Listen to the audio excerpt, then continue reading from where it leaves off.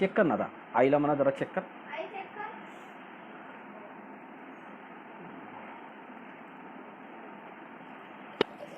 Hello hello live. Hello hello. तू एक पाहत आहे दिसलं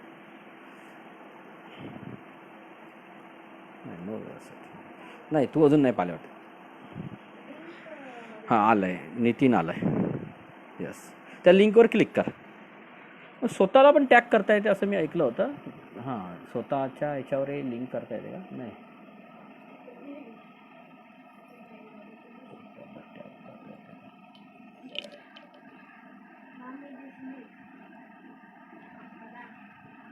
हो.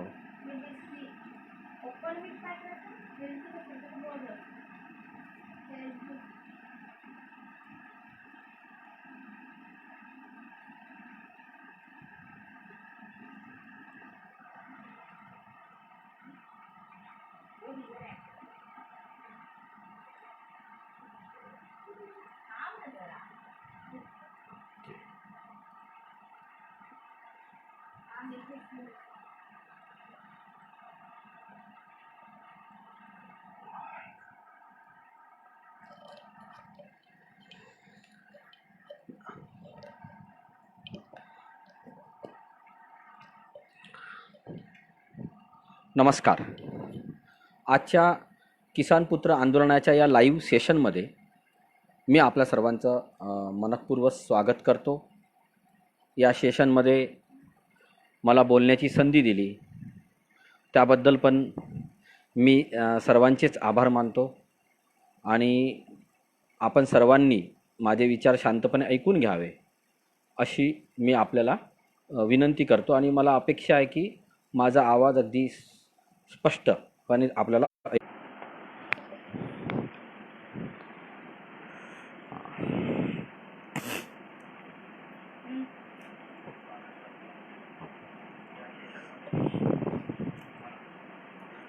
सर्वप्रथम आजचा माझा विषय आहे शेतकरी विरोधी कायदे आणि भारतीय राज्यघटना. खरं तर कृषीप्रधान देशामध्ये काही कायदे असे आहेत की जे शेतकऱ्यांच्या विरुद्ध आहे. याची मला कुठलीही कल्पना नव्हती. किसान पुत्र आंदोलनाचे प्रणेते आणि संस्थापक अमर हबीब, जे माझे गेल्या जवळपास 20 वर्षापासूनचे मित्र आहेत, गुरु आहेत, मार्गदर्शक आहेत, फ्रेंड, फिलॉसॉफर आणि गाईड या अर्थानं मी नेहमी अमरजींकडे बघत आलो आहे. आणि दिल्लीत पत्रकारिता करताना त्यांचं मार्गदर्शनही मला लाभलेलं आहे. अशा वेळेला जेव्हा शेतकरी आंदोलनात त्यांचा सक्रिय सहभाग होता तेव्हा अनेकदा आमची या विषयावर चर्चा झाली. अचानक अलीकडच्या काही वर्षांपूर्वी त्यांनी एक महत्त्वाची बाब लक्षात आणून दिली. ती म्हणजे काही कायदे शेतकरी विरोधी आहेत. ते कायदे कुठले हे मी बोलणारच आहे. पण जेव्हा त्यांनी मला हे सांगितलं की कायदे शेतकरी विरोधी आहे आणि मला ते पटलं, तेव्हा मी स्वाभाविकपणे तुमच्या मनात जो प्रश्न पडलेला असेल तो मलाही पडला की मग हे शेतकरी विरोधी कायदे रद्द का होत नाही. आणि जर रद्द करायला राजकीय नेते, राजकीय विधानसभा आणि लोकसभेतले सदस्य जर तयार नसतील तर आपण न्यायालयामध्ये या कायद्यांना आव्हान का देत नाही. हा खरं तर माझा बाळबोध प्रश्न होता. तुमच्याही मनात आला असेल, कारण आपण रोज बघतो की कुठला तरी कायदा सरकार करतं, CA NRC करतं, आणखी कुठलेही कायदे करतात आणि त्याच्याविरुद्ध लोक लगेच हायकोर्टात, सुप्रीम कोर्टात जातात. त्या कायद्याची चिकित्सा होते, कधी कायदा रद्द होतो, काही त्याच्यातल्या तरतुदी रद्द होतात. ही अगदी रुटीन केस आपल्याला जेव्हापासून समज आली तेव्हापासून आपण बघतोय की लोक न्यायालयात जातात, कायदा रद्द होतो किंवा योग्य ठरतो. आधी आता आपण अलीकडच्या काळात महाराष्ट्राचं उदाहरण घ्यायचं झालं तर मराठा आरक्षणाचा जो निर्णय महाराष्ट्र सरकारने घेतला त्या निर्णयाला अशाच प्रकारे आव्हान देण्यात आलेलं आहे आणि ती केस आता सर्वोच्च न्यायालयात आहे. अशा पद्धतीने जेव्हा एखादा कायदा होतो, तो सरकारचा निर्णय असतो, धोरणात्मक बाब असते, ती त्याच्याविरुद्ध आव्हान देण्याचं स्वातंत्र्य हे सर्वसामान्य जनतेला किंवा त्या निर्णयामुळे ज्याला फटका बसला अशा प्रभावित व्यक्तीला नक्कीच असतो. मात्र ह्या कायद्यांच्या विरुद्ध आव्हान देण्याचं, न्यायालयात आव्हान देण्याचं स्वातंत्र्य आपल्याला नाही.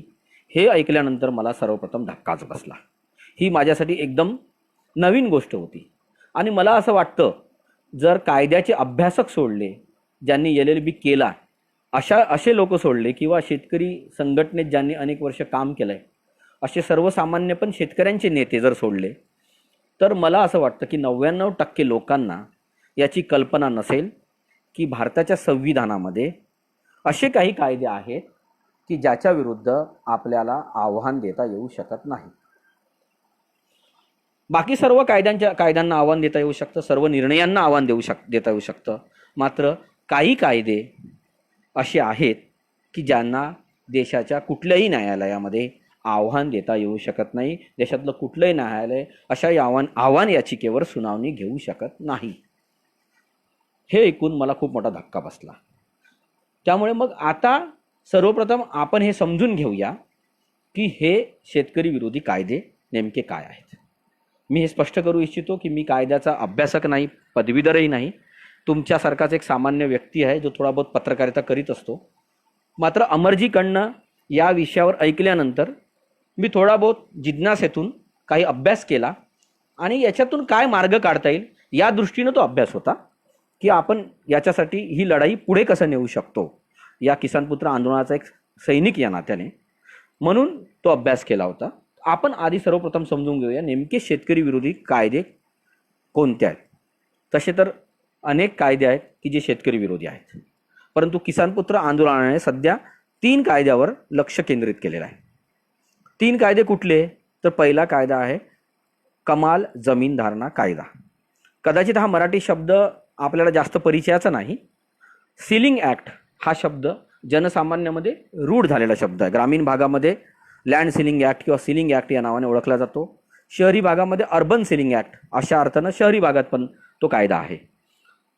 तर अशा स्वरूपाने तो अर्बन लँड सीलिंग ॲक्ट तर तो संपुष्टात आला आहे अर्बनच्या बाबतीत, पण ग्रामीण भागातला कायदा मात्र अद्यापही कायम आहे. हा नेमका अर्बन सीलिंग ॲक्ट काय आहे? अर्बन सीलिंग ॲक्टनुसार एका विशिष्ट मर्यादेच्या पलीकडची जमीन तुम्ही आपल्या ताब्यामध्ये ठेवू शकत नाही. हे स्वातंत्र्य आंदोलनानंतर जेव्हा संविधान बनत होतं त्या काळामध्ये विविध राज्यातल्या सरकारांनी घेतलेले हे निर्णय आहेत. आणि अतिरिक्त जमीन जी आहे ती काढून घ्यायची, ते मी पुढच्या पहिल्या घटना दुरुस्तीवर बोलणार आहे तेव्हा मी त्याच्या सखोल विश्लेषण करेन. तर महाराष्ट्राच्या संदर्भात जर बोलायला गेलं आपण, तर महाराष्ट्रामध्ये 54 एकर कोरडवाहू जमीन किंवा 18 एकर बागायती जमीन, ज्याला आपण सिंचित जमीन म्हणतो, याच्यावर जर जमीन आपल्याकडे असेल तर ती जमीन आपल्याकडे ठेवता येत नाही. ती जमीन सरकार स्वतःकडे घेते आणि ती भूमिहीनांमध्ये वाटण्यासाठी ती घेते. त्यातली किती जमीन वाटते नाही वाटत या नंतरच्या वादात आपण नंतर जाऊ. परंतु या हेतूने हा कमाल भूमिधारणा कायदा, सीलिंग कायदा आणण्यात आला आणि जो शेतकरी एकेकाळी समृद्ध होता तो या कायद्याने देशोधडीला लागलेला आपण बघतो. जर आपण असं बघायला गेलं तर किती जमीन जर घेतल्या गेली असं आपण बघितलं देशभरात, तर ती आकडेवारी फार गंभीर आहे. जवळपास 70 लाख एकर जमीन देशातल्या शेतकऱ्यांची अतिरिक्त ठरवण्यात आली आणि ती जमीन घेण्यात आली.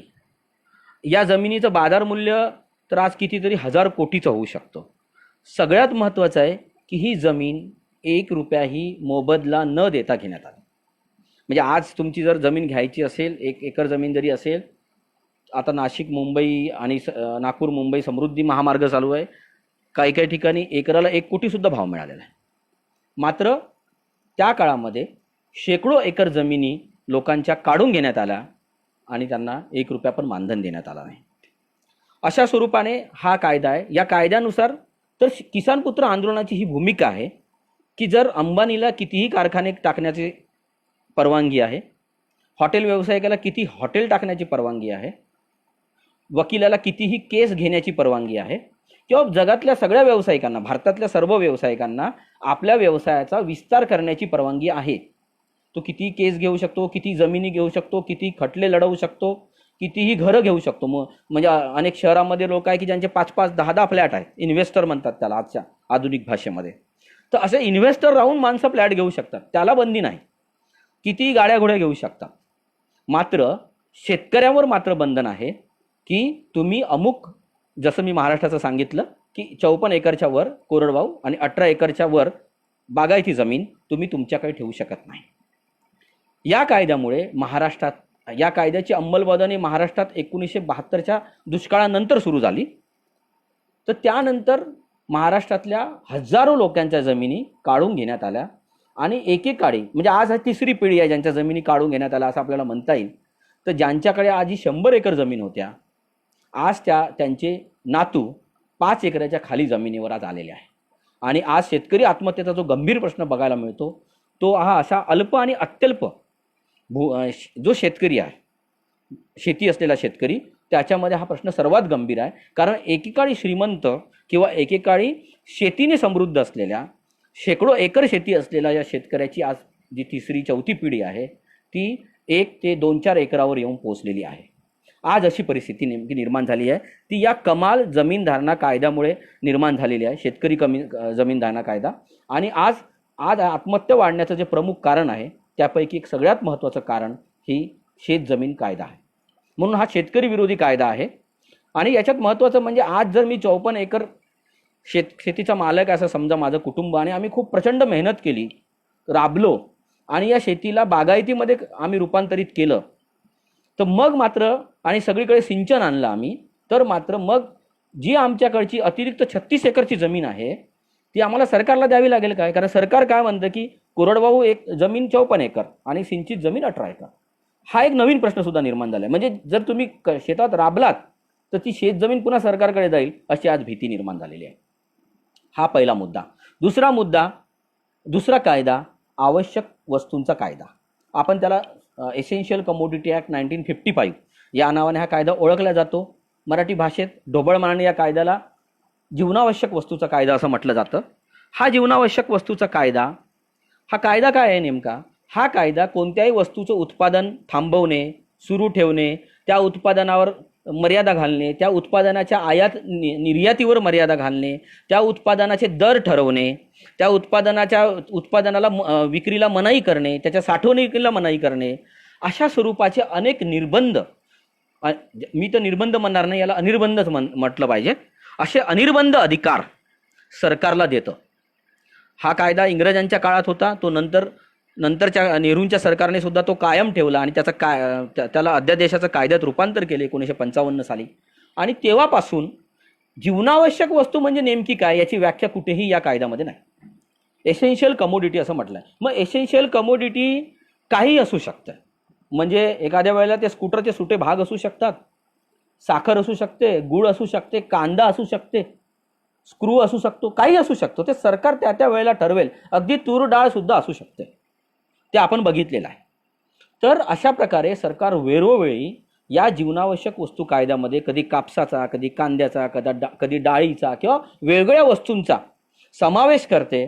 आणि मग कधी त्याच्या आयातीवर, कधी निर्यातीवर, म्हणजे कापसाला भाव मिळायला लागला आणि कापूस निर्यात करायला लागले शेतकरी, समजा चांगला भाव मिळतोय म्हणून, आणि देशात कापसाची टंचाई निर्माण झाली, तर सरकार विदेशात जो भाव मिळतो तो भाव देऊन विकत घेत नाही. खरं तर तुम्ही जर मार्केट इकॉनॉमी म्हणताय तर जो भाव विदेशात मिळतोय तो भाव देऊन तुम्ही शेतकऱ्यांचा माल विकत घ्या, आमची काय हरकत नाही. पण सरकार काय करतं, जीवनावश्यक वस्तूमध्ये त्या वस्तूचा समावेश करतो आणि वस्तूच्या निर्यातीला मनाई करतो. मग विदेशात जास्त भाव मिळत असताना जर निर्यातीवर मनाई झाली की ऑटोमॅटिकली तुम्हाला नाईलाजाने ती वस्तू देशातच विकावं लागेल आणि मग व्यापारी आणि सरकार भाव पाडून तुमच्याकडनं ती वस्तू जबरदस्तीने घेतात. हा झाला जीवनावश्यक. या कायद्याने या देशामध्ये एक प्रकारचं नवीन भ्रष्टाचाराला प्रोत्साहन देणारा हा कायदा आहे. याच्यातनं APMC सारख्या संस्था निर्माण झाला, परमिट राज निर्माण झालं. कारण एखाद्या वस्तूच्या उत्पादनावर निर्बंध लादायचे, सिमेंटच्या उत्पादनावर एकेकाळी निर्बंध होते, मग ते कोणाला किती विकायचे याचे पण निर्बंध होते. हे त्या एसेन्शियल कमोडिटीतूनच होते. मग त्याच्यातनं घोटाळा निर्माण झाला. अंतुलेसारख्या माणसाला नंतर राजीनामा द्यावा लागला. परमिट राज सिस्टम आली, APMC आली, किंवा तुम्ही APMC मध्ये जाऊनच विकलं पाहिजे, तुम्ही शेतकरी म्हणून बाहेर विकू शकणार नाही. झोनबंदी आली, राज्यबंदी आली, कापूस एकाधिकार सारख्या योजना आल्या. अशा सगळ्या पद्धतीने शेतकऱ्यांचं चौफेर शोषण केलं आणि भ्रष्टाचाराला त्याला म्हणतो आपण एक प्रकारे परमिट राजला, लायसन्स राजला प्रोत्साहन दिलं आणि प्रचंड भ्रष्टाचार या देशाच्या लोकशाहीमध्ये वाढला आणि नवे नेते आले जे या भ्रष्टाचारातून जन्माला आले. मग त्यांनी आपल्या कर्तृत्वाने या भ्रष्टाचाराला आणखी 5 ते 10 पट कसं वाढवता येईल अशा प्रकारे त्यांनी भर घालली. त्यामुळे हा जो जीवनावश्यक वस्तू कायदा आहे हा या देशातल्या भ्रष्टाचाराची जननी आहे असं किसान पुत्र आंदोलनाचं ठाम मत आहे. तिसरा कायदा तो म्हणजे भूमी अधिग्रहण कायदा. आपल्याला सगळ्यांना कल्पना आहे की सरकारला उद्या वाटलं की तुम्ही ज्या भागात राहताय किंवा तुमची जी शेत जमीन आहे ती धरणासाठी, रस्त्यासाठी, आणखी MIDC साठी किंवा सरकारला वाटेल त्या सार्वजनिक हिताच्या प्रकल्पासाठी आवश्यक आहे, तर ती तुमची इच्छा नसतानाही सरकार ठरवेल त्या भावाने, तुम्ही ठरवाल त्या भावानं नाही. एक साधारणतः वस्तू विकण्याचं हे तत्व आहे की जो वस्तू विकणार आहे त्याला भाव ठरवण्याचा अधिकार असतो. मात्र या केसमध्ये ना भाव ठरवण्याचा अधिकार आहे आणि जमीन द्यायची की नाही याचा पण अधिकार शेतकऱ्यांना नाही. तो अधिकार सुद्धा सरकारने स्वतःकडे ठेवलेला आहे. अगदी खाजगी कंपन्यांना सुद्धा जेव्हा SEZच्या नावाखाली या जमिनी देण्यात आल्या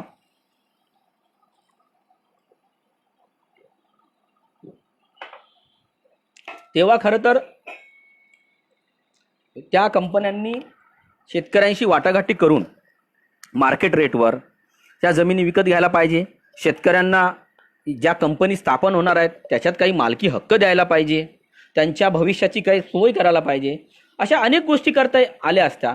मात्र भूमी अधिग्रहण कायद्याने सरकारला तुमच्या जमिनी ताब्यात घेण्याची इतके अनिर्बंध अधिकार दिलेले आहे की खरं सांगायचं झालं तर जमिनीचे खऱ्या अर्थानं मालक हे सरकारच आहे आणि तुम्ही फक्त त्या जमिनीचे वाहक आहात. म्हणजे आपण ज्याला म्हणतो की जमिनीची खरी मालकी ही सरकारकडेच आहे, तुम्ही फक्त नामदारी त्याचे कागदोपत्री मालक आहात. सरकार ते कागदपत्रातली मालकी कधीही तुमची काढून स्वतःच्या नावावर करू शकतो. ही सगळ्यात गंभीर गोष्ट आहे. तर किसान पुत्र आंदोलनाने या 3 कायद्यांवर लक्ष केंद्रित केलं आणि असं ठरवलं की या कायद्यांच्या विरुद्ध जनजागृती करायची आणि हे कायदे रद्द करून घ्यायचे. मात्र जेव्हा प्रत्यक्ष अभ्यास करण्यात आला तेव्हा असं लक्षात आलं की कायदे रद्द करणं शक्य नाही. कारण का? कारण हे कायदे भारतीय संविधानाच्या 9व्या परिशिष्टामध्ये टाकण्यात आलेलं आहे. आता हे 9वं परिशिष्ट काय प्रकरण आहे? हे फार मजेशीर प्रकरण आहे मित्रांनो. हे प्रकरण असं आहे की या 9व्या परिशिष्टामध्ये सध्याच्या घडीला 284 कायदे आहेत. या 284 कायद्याच्या विरुद्ध भले तुम्हाला हे कायदे तुमच्यावर अन्याय करणारे वाटत असतील, तुमचे मूलभूत अधिकार स्वातंत्र्य नाकारणारे वाटत असतील, या कायद्यामुळे भलेही तुमचं आयुष्य देशोधडीला लागत असेल आणि न्यायालयांनाही, न्यायाधीशांना, विचारवंतांनाही तुमचं म्हणणं पटत असेल की हे कायदे चुकीचे आहे, तरीसुद्धा या कायद्याच्या विरुद्ध तुम्ही भारतातल्या कुठल्याही न्यायालयात, सर्वोच्च न्यायालयात, उच्च न्यायालयात दाद मागू शकत नाही. हा इतका भयानक तरतूद या 9व्या परिशिष्टाच्या माध्यमातून करण्यात आलेली आहे. आता हे 9वं परिशिष्ट आलं कधी घटनेमध्ये? कारण भारताची राज्यघटना तयार करण्यात आली तेव्हा फक्त 8च परिशिष्ट होते. मग हे 9वं परिशिष्ट घुसळलं कसं? त्याची एक कथा आहे, आपण त्याच्याकडे जाऊया. हे 9वं परिशिष्ट भारताच्या राज्यघटनेत पहिली घटना दुरुस्ती करून घुसळण्यात आलेलं आहे. त्याच्या मागची पार्श्वभूमी आपल्याला समजून घेतली पाहिजे. 1930-35च्या दरम्यान जेव्हा जवळपास पूर्ण देशावर काँग्रेसच्या नेतृत्वाचा वरचष्मा होता आणि स्वातंत्र्य लढ्याचं नेतृत्व गांधी आणि गांधींच्या नेतृत्वातील काँग्रेस करत होती, तेव्हा अनेक ध्येय धोरणं, आर्थिक सुधारणा, कृषीविषयक सुधारणा याचे कार्यक्रम काँग्रेसने जनतेच्या समोर ठेवले होते. त्यानुसार 1935च्या किसान काँग्रेसमध्ये किंवा किसान परिषदेमध्ये त्या काँग्रेसचे अध्यक्ष वल्लभभाई पटेल यांनी जाहीर केलं होतं की जर काँग्रेस सत्तेत आली तर ती भारतातली जमीनदारी सिस्टम संपवून टाकेल. सरकार आणि जमीन वाहणारे लोक यांच्यामध्ये कुणी मध्यस्थ नको, अशी सरदार वल्लभभाई पटेल यांची भूमिका होती. काँग्रेसच्या नेतृत्वात 1938 साली नॅशनल प्लॅनिंग कमिटी स्थापन करण्यात आली होती. त्या कमिटीचं नेतृत्व जवाहरलाल नेहरू यांच्याकडे होतं.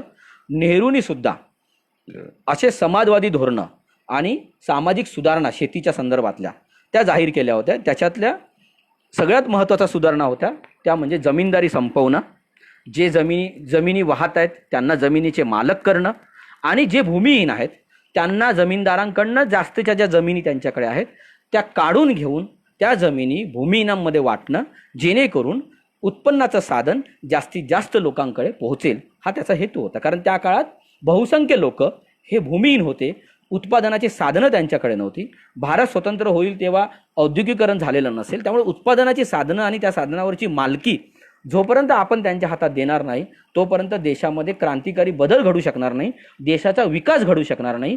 हे स्वातंत्र्याच्या आंदोलनात असलेल्या सर्व राजकीय पक्षांना वाटत होतं. ही केवळ काँग्रेसची भूमिका होती अशी नाही, ते डॉक्टर बाबासाहेब आंबेडकर असतील, समाजवादी चळवळीतले सगळे लोक असतील, डाव्या पक्षांचे लोक असतील, भूमी सुधारणा हा सर्वांच्या प्राधान्याचा विषय होता आणि जमीनदारी निर्मूलन हा सुद्धा सर्वांच्या प्राधान्याचा विषय होता.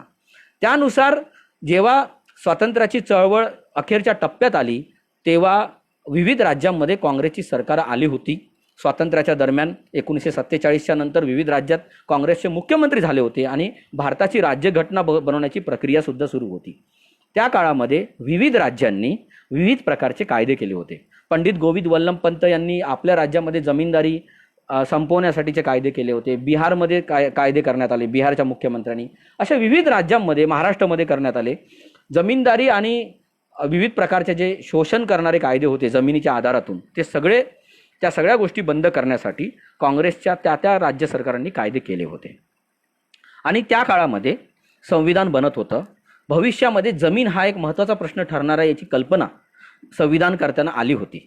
त्यामुळे भविष्यात जमीन काढून घ्यायची असेल लोकांकडनं तर ती कशी काढून घ्यावे याच्यावर जवळपास 2 वर्ष कात्याकूट चालला.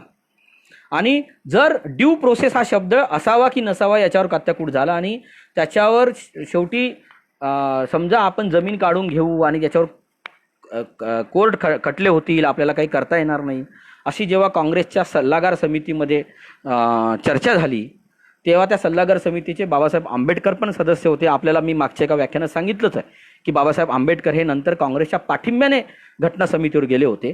तर तेव्हा त्यांनी एक मार्ग सुचवला की आपण जमिनीविषयक जे कायदे आहे ते आपण न्यायालयाच्या कक्षेच्या बाहेर ठेवू शकतो, हा एक सल्ला त्यांनी सुचवला होता. परंतु तेव्हा त्या सल्ल्याची अंमलबजावणी झाली नाही आणि त्यांना असं वाटलं की आपण इतके क्रांतिकारी आणि समाज सुधारणाचे कायदे करतो की आपल्याला सगळे लोक पाठिंबा देतील आणि खास करून जमीनदारांच्या विरुद्ध आपण लढतो. परंतु जेव्हा प्रत्यक्ष कायदे बनले तेव्हा हे जमीनदार न्यायालयात गेले. 1950 साली भारताची राज्यघटना लागू झाली. मग या कायद्याला त्यांनी आणि त्या भारताच्या राज्यघटनेने मूलभूत अधिकार दिले, त्याच्यामध्ये कायद्यासमोर समानतेचा अधिकार दिला आणि संपत्ती धारण करण्याचा मूलभूत अधिकार दिला. त्याच्यामुळे माझ्याकडे असलेली संपत्ती हा माझा धारण करण्याचा मूलभूत अधिकार आहे. या आधारावर देशातले अनेक जमीनदार, विविध भागातले राजे ज्यांच्याकडे हजारो एकरच्या जमिनी होत्या ते न्यायालयामध्ये गेले आणि त्यांनी या सगळ्या निर्णयांना आव्हान दिलं. अलाहाबाद हायकोर्टाने या निर्णयांच्या अंमलबजावणीला स्थगिती दिली आणि अनेक निर्देश दिले. बिहार सरकारने तर असे कायदे रद्द करून टाकले. विविध राज्यातल्या हायकोर्टांनी अशा प्रकारचे कायदे रद्द केले. हा एक फार मोठा हादरा जवाहरलाल नेहरू आणि काँग्रेस यांना बसला होता की जो एक समाजवादी आणि भूमी सुधारणेचा कार्यक्रम आपण घेऊन चाललो आहोत, भारताच्या विकासाचा जो शब्द आपण या देशातल्या जनतेला दिला होता स्वातंत्र्याच्या आंदोलनामध्ये, तो शब्द आपण या कायद्यातल्या तरतुदीमुळे आपण पूर्ण करू शकत नाही. ही खंत, वेदना जवाहरलाल नेहरू हे बोलून दाखवायला लागले. त्यांनी मुख्यमंत्र्यांना तसे पत्र लिहिले की आपल्याला सामाजिक सुधारणेच्या आड भारताचं संविधान सुद्धा येऊ नये अशी माझी इच्छा आहे. अशा प्रकारे त्यांनी हे केलं. दरम्यान आपल्याला कल्पना आहे की संविधान बनत असताना देशातल्या जो मागासवर्ग होता SC आणि ST यांना सुद्धा आरक्षण देण्यात आलं होतं आणि ती एक मोठी लढाई होती बाबासाहेब आंबेडकरांच्या नेतृत्वात लढलेली. तर SC आणि ST यांना नोकऱ्यांमध्ये आरक्षण देण्यात आलं होतं, शिक्षण संस्थांमध्ये आरक्षण देण्यात आलं होतं. त्याच्यामुळे त्याला अनुसरून एक आरक्षणाचा कायदा मद्रास सरकारने, त्या काळात मद्रास नाव होतं, तामिळनाडू राज्य नव्हतं आणि चेन्नई पण नाव नव्हतं, तर त्यावेळेच्या मद्रास राज्य सरकारने एक आरक्षणाचा कायदा केला होता आणि त्या कायद्यानुसार दलित आणि आदिवासींना राज्यातल्या शिक्षणामध्ये आरक्षण दिलं होतं. या कायद्याला चंपकम दोराई राजन या मद्रासमधील एका महिलेने, ती ब्राह्मण समाजातली महिला होती आणि तिला या आरक्षणाच्या तरतुदीमुळे प्रवेश मिळाला नव्हता, म्हणून ती उच्च न्यायालयात गेली आणि तिने एक फार महत्त्वाचा मुद्दा मांडला होता की सर्वोच्च न्यायालयाने भारताच्या संविधानाने राईट इक्वेलिटी बिफोर लॉ असं म्हटलेलं आहे, म्हणजे कायद्यासमोर सर्व लोक समान असतील. तर या तत्वाला छेद गेलेला आहे आरक्षणाच्या नुसार, कारण या आरक्षणाच्या कायद्याने काही लोकांना विशिष्ट उंचीवर नेऊन ठेवलेलं आहे, त्यांना प्राधान्य दिलेलं आहे आणि हे समानतेचं तत्व मोडीत काढलेलं आहे. मद्रास उच्च न्यायालयाने हा आर्ग्युमेंट मान्य केला की आरक्षणामुळे समानतेच्या तत्वाला बाधा येते आणि आरक्षणाचा जो निर्णय होता मद्रास सरकारचा तो रद्द ठरवला. त्याच्या विरुद्ध मद्रास सरकार सुप्रीम कोर्टामध्ये गेलं. सुप्रीम कोर्टानेही मद्रास हायकोर्टाचा निर्णय योग्य ठरवत आरक्षणाचा निर्णय रद्द केला.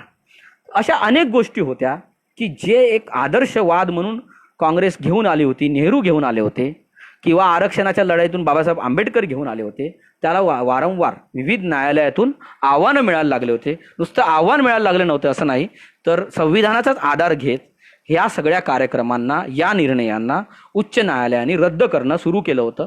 त्याच्यामुळे राज्यकर्ते, खास करून नेहरू आणि त्यांच्या काँग्रेसचे नेते अत्यंत अस्वस्थ होते. आता काय करावं हा प्रश्न त्यांच्यासमोर निर्माण झाला होता.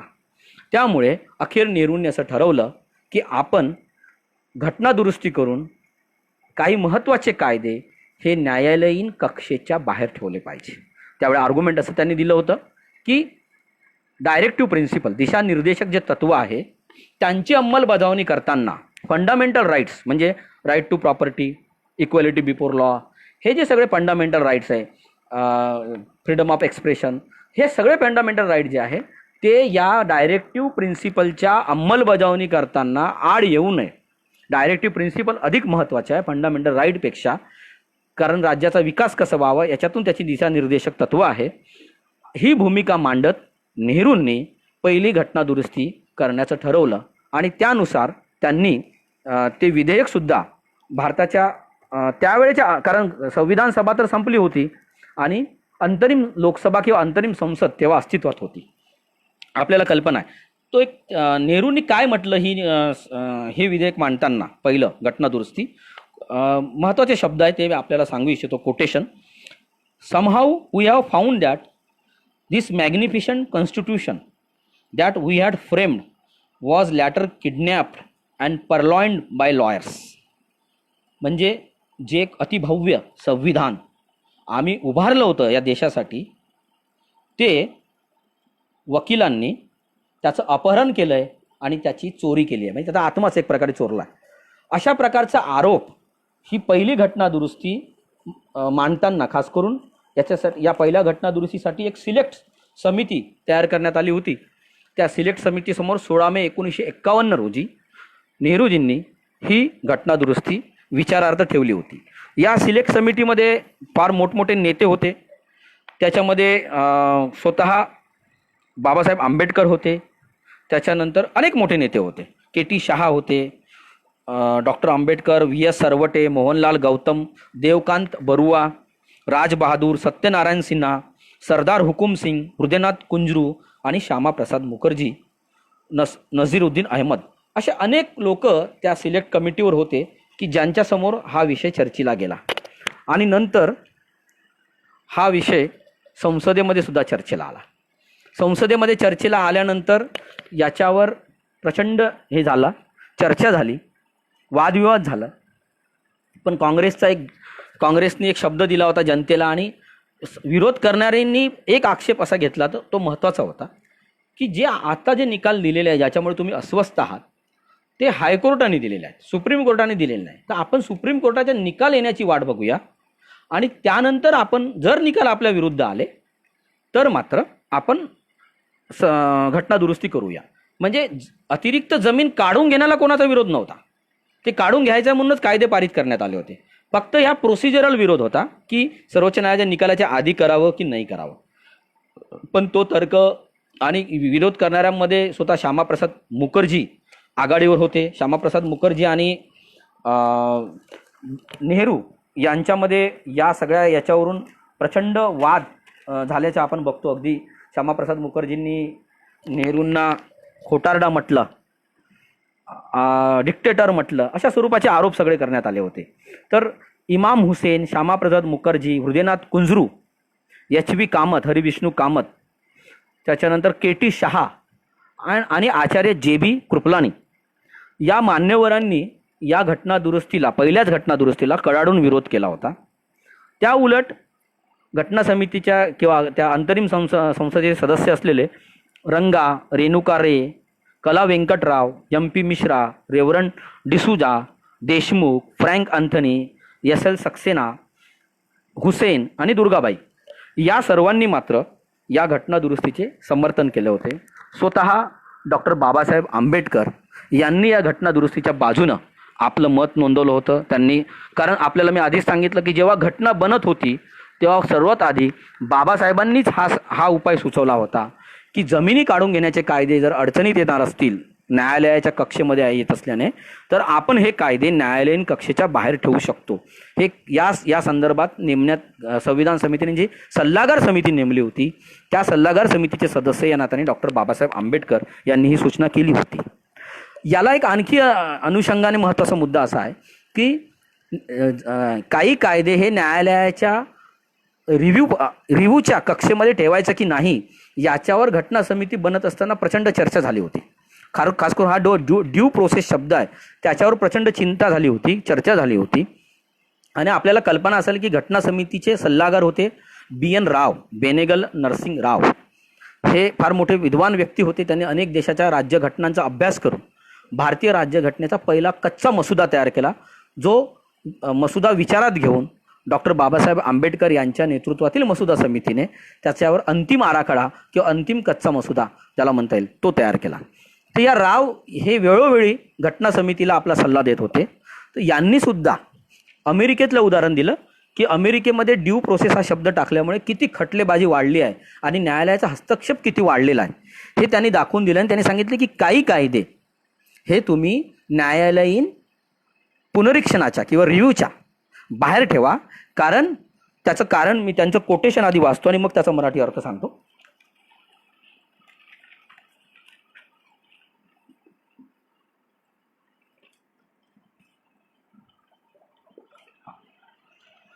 B.N. राव असे म्हणाले, the courts manned by an irremovable judiciary, म्हणजे ज्यांना हटवता येऊ शकत नाही अशा ज्या न्यायालयात काम करतात, not so sensitive to the public needs in the social और economic sphere as representatives of a periodically elected legislature will in effect have a veto on legislation exercisable at any time and at the instance of any लिटिगंट.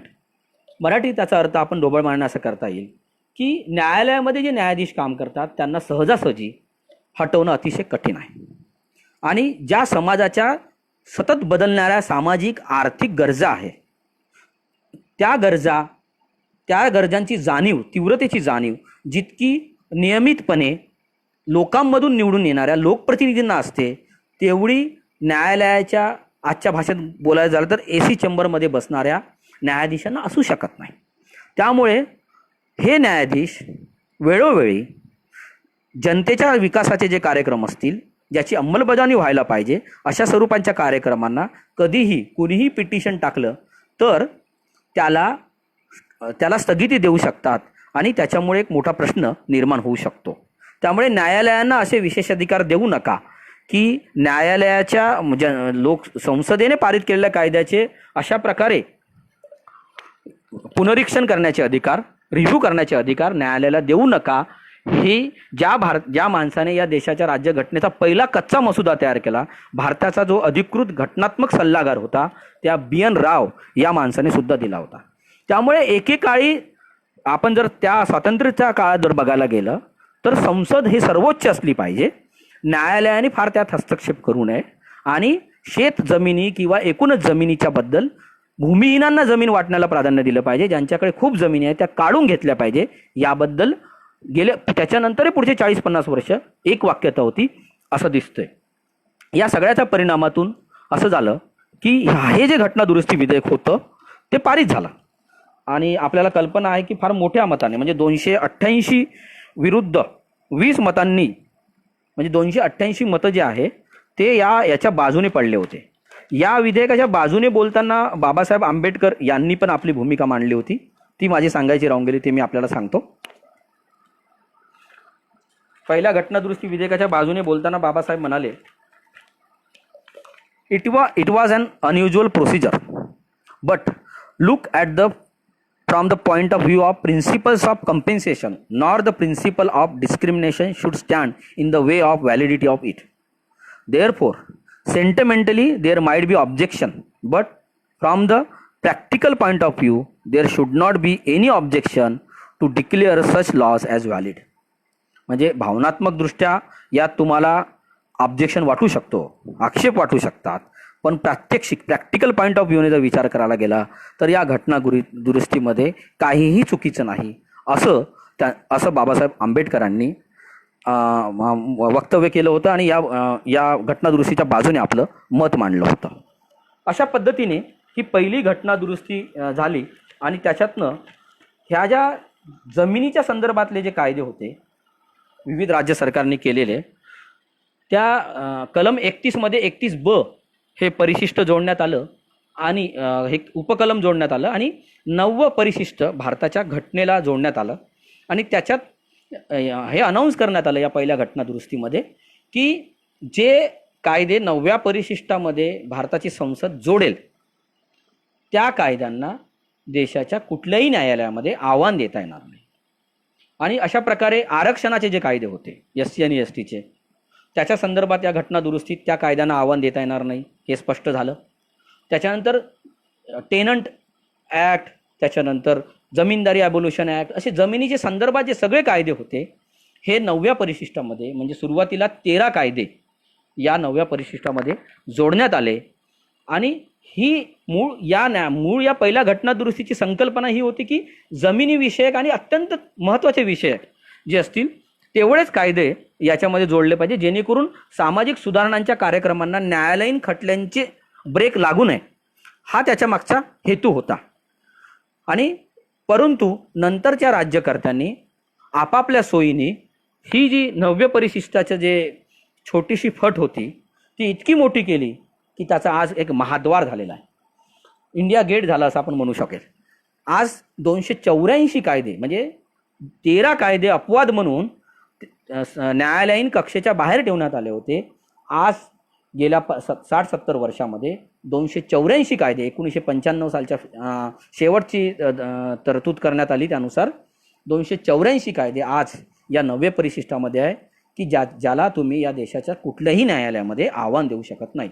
यातले जवळपास 225 कायदे म्हणजे जवळपास 90% आपण कायदे असं म्हणू शकू, हे कायदे शेत जमीन आणि जमिनीशी संदर्भात आहे, शेतकऱ्यांशी संबंधित आहे.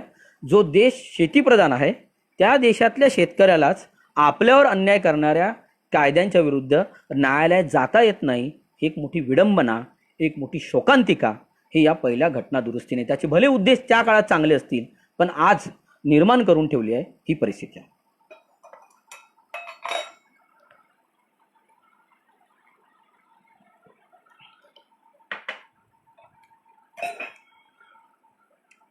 या पहिल्या घटना दुरुस्तीला नुसार भारतामध्ये पुन्हा एकदा जमिनीचं, लोकांकडनं जमीन घेणं आणि त्याचं वितरण करणं हे सुरू झालं. आणि आता एकदा न्यायालयातच जाता येत नाही हे स्पष्ट झाल्यामुळे न्यायालयीन खटले जवळपास थांबले आणि अतिरिक्त जमिनी घेणं सुरू करण्यात आलं. ही अतिरिक्त जमीन घेण्याच्या किंवा या पहिल्याच घटना दुरुस्तीला, त्याच घटना दुरुस्तीनंतर अवघ्या काही दिवसात शंकरी प्रसाद सिंग देव या माणसाने न्यायालयात आव्हान दिलं, सर्वोच्च न्यायालयात. ही ऐतिहासिक खटला आहे, पहिली घटना दुरुस्ती आणि त्याच्यावर त्याला आव्हान देणारा पहिलाच माणूस शंकरी प्रसाद सिंग देव. या शंकरी प्रसाद सिंग देवने अतिशय महत्त्वाचे मुद्दे मांडले होते. पहिला मुद्दा हा होता की मुळात या संसदेला घटना दुरुस्ती करण्याचा अधिकारच नाही, कारण ही अंतरिम संसद आहे. घटना समितीचं अस्तित्व संपलेलं आहे आणि आता पहिली लोकसभेची निवडणूक होणार आहे आणि संसद म्हणजे 2 सभागृह पाहिजे. ही अंतरिम संसद आहे, त्यामुळे याला एकच सभागृह आहे, दुसरं सभागृह नाही आहे.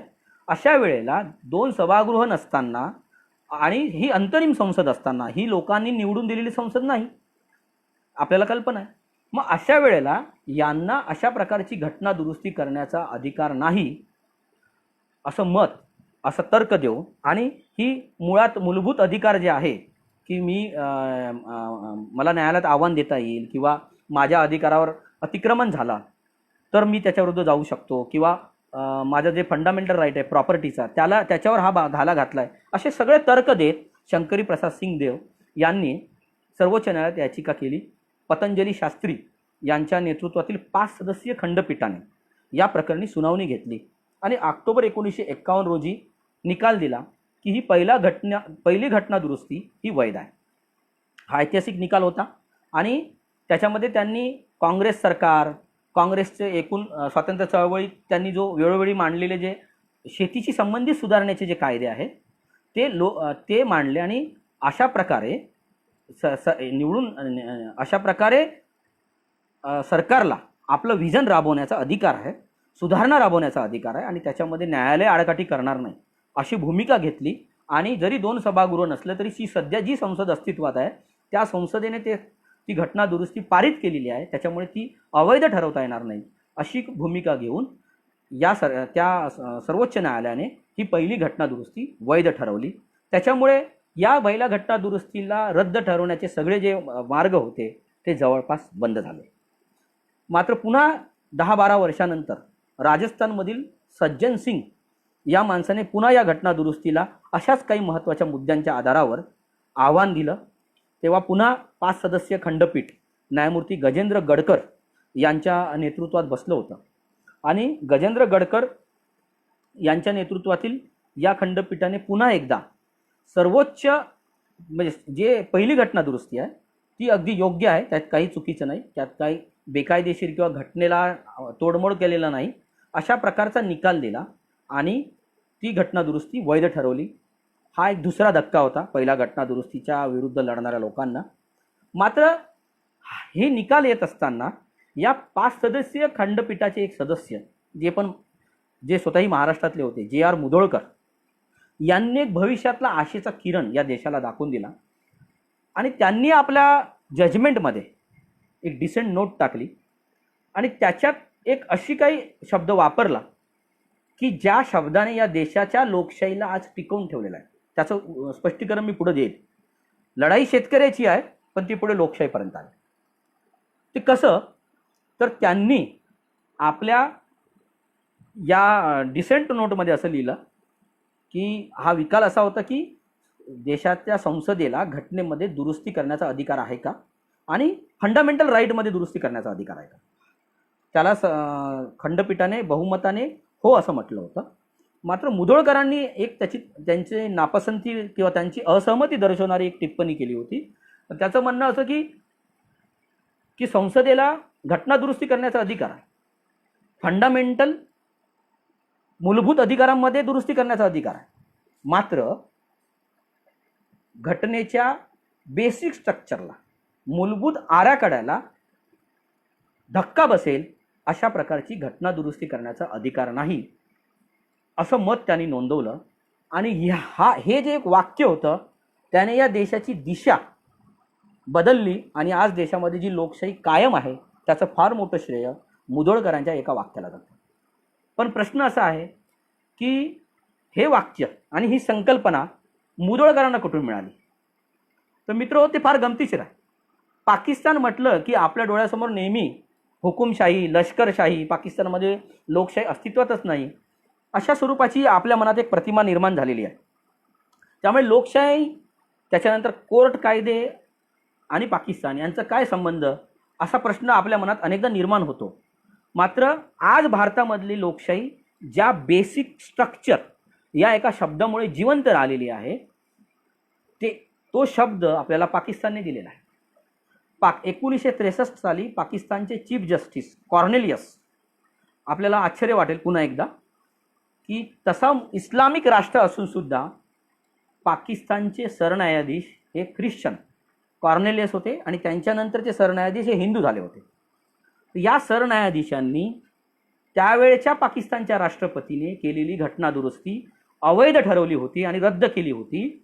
आणि तो निकाल देताना एक ऐतिहासिक शब्द त्यांनी वापरला होता, तो म्हणजे की घटना दुरुस्ती करण्याचा अधिकार तुम्हाला भले आहे, पण पाकिस्तानच्या घटनेच्या मूलभूत आराखड्याला, फंडामेंटल स्ट्रक्चर असा शब्द त्यांचा होता, त्या फंडामेंटल स्ट्रक्चरला हादरा बसेल अशी कुठलीही घटना दुरुस्ती आपण करू शकणार नाही, असा निकाल चीफ जस्टिस कॉर्नेलियस यांनी पाकिस्तानमध्ये दिला होता.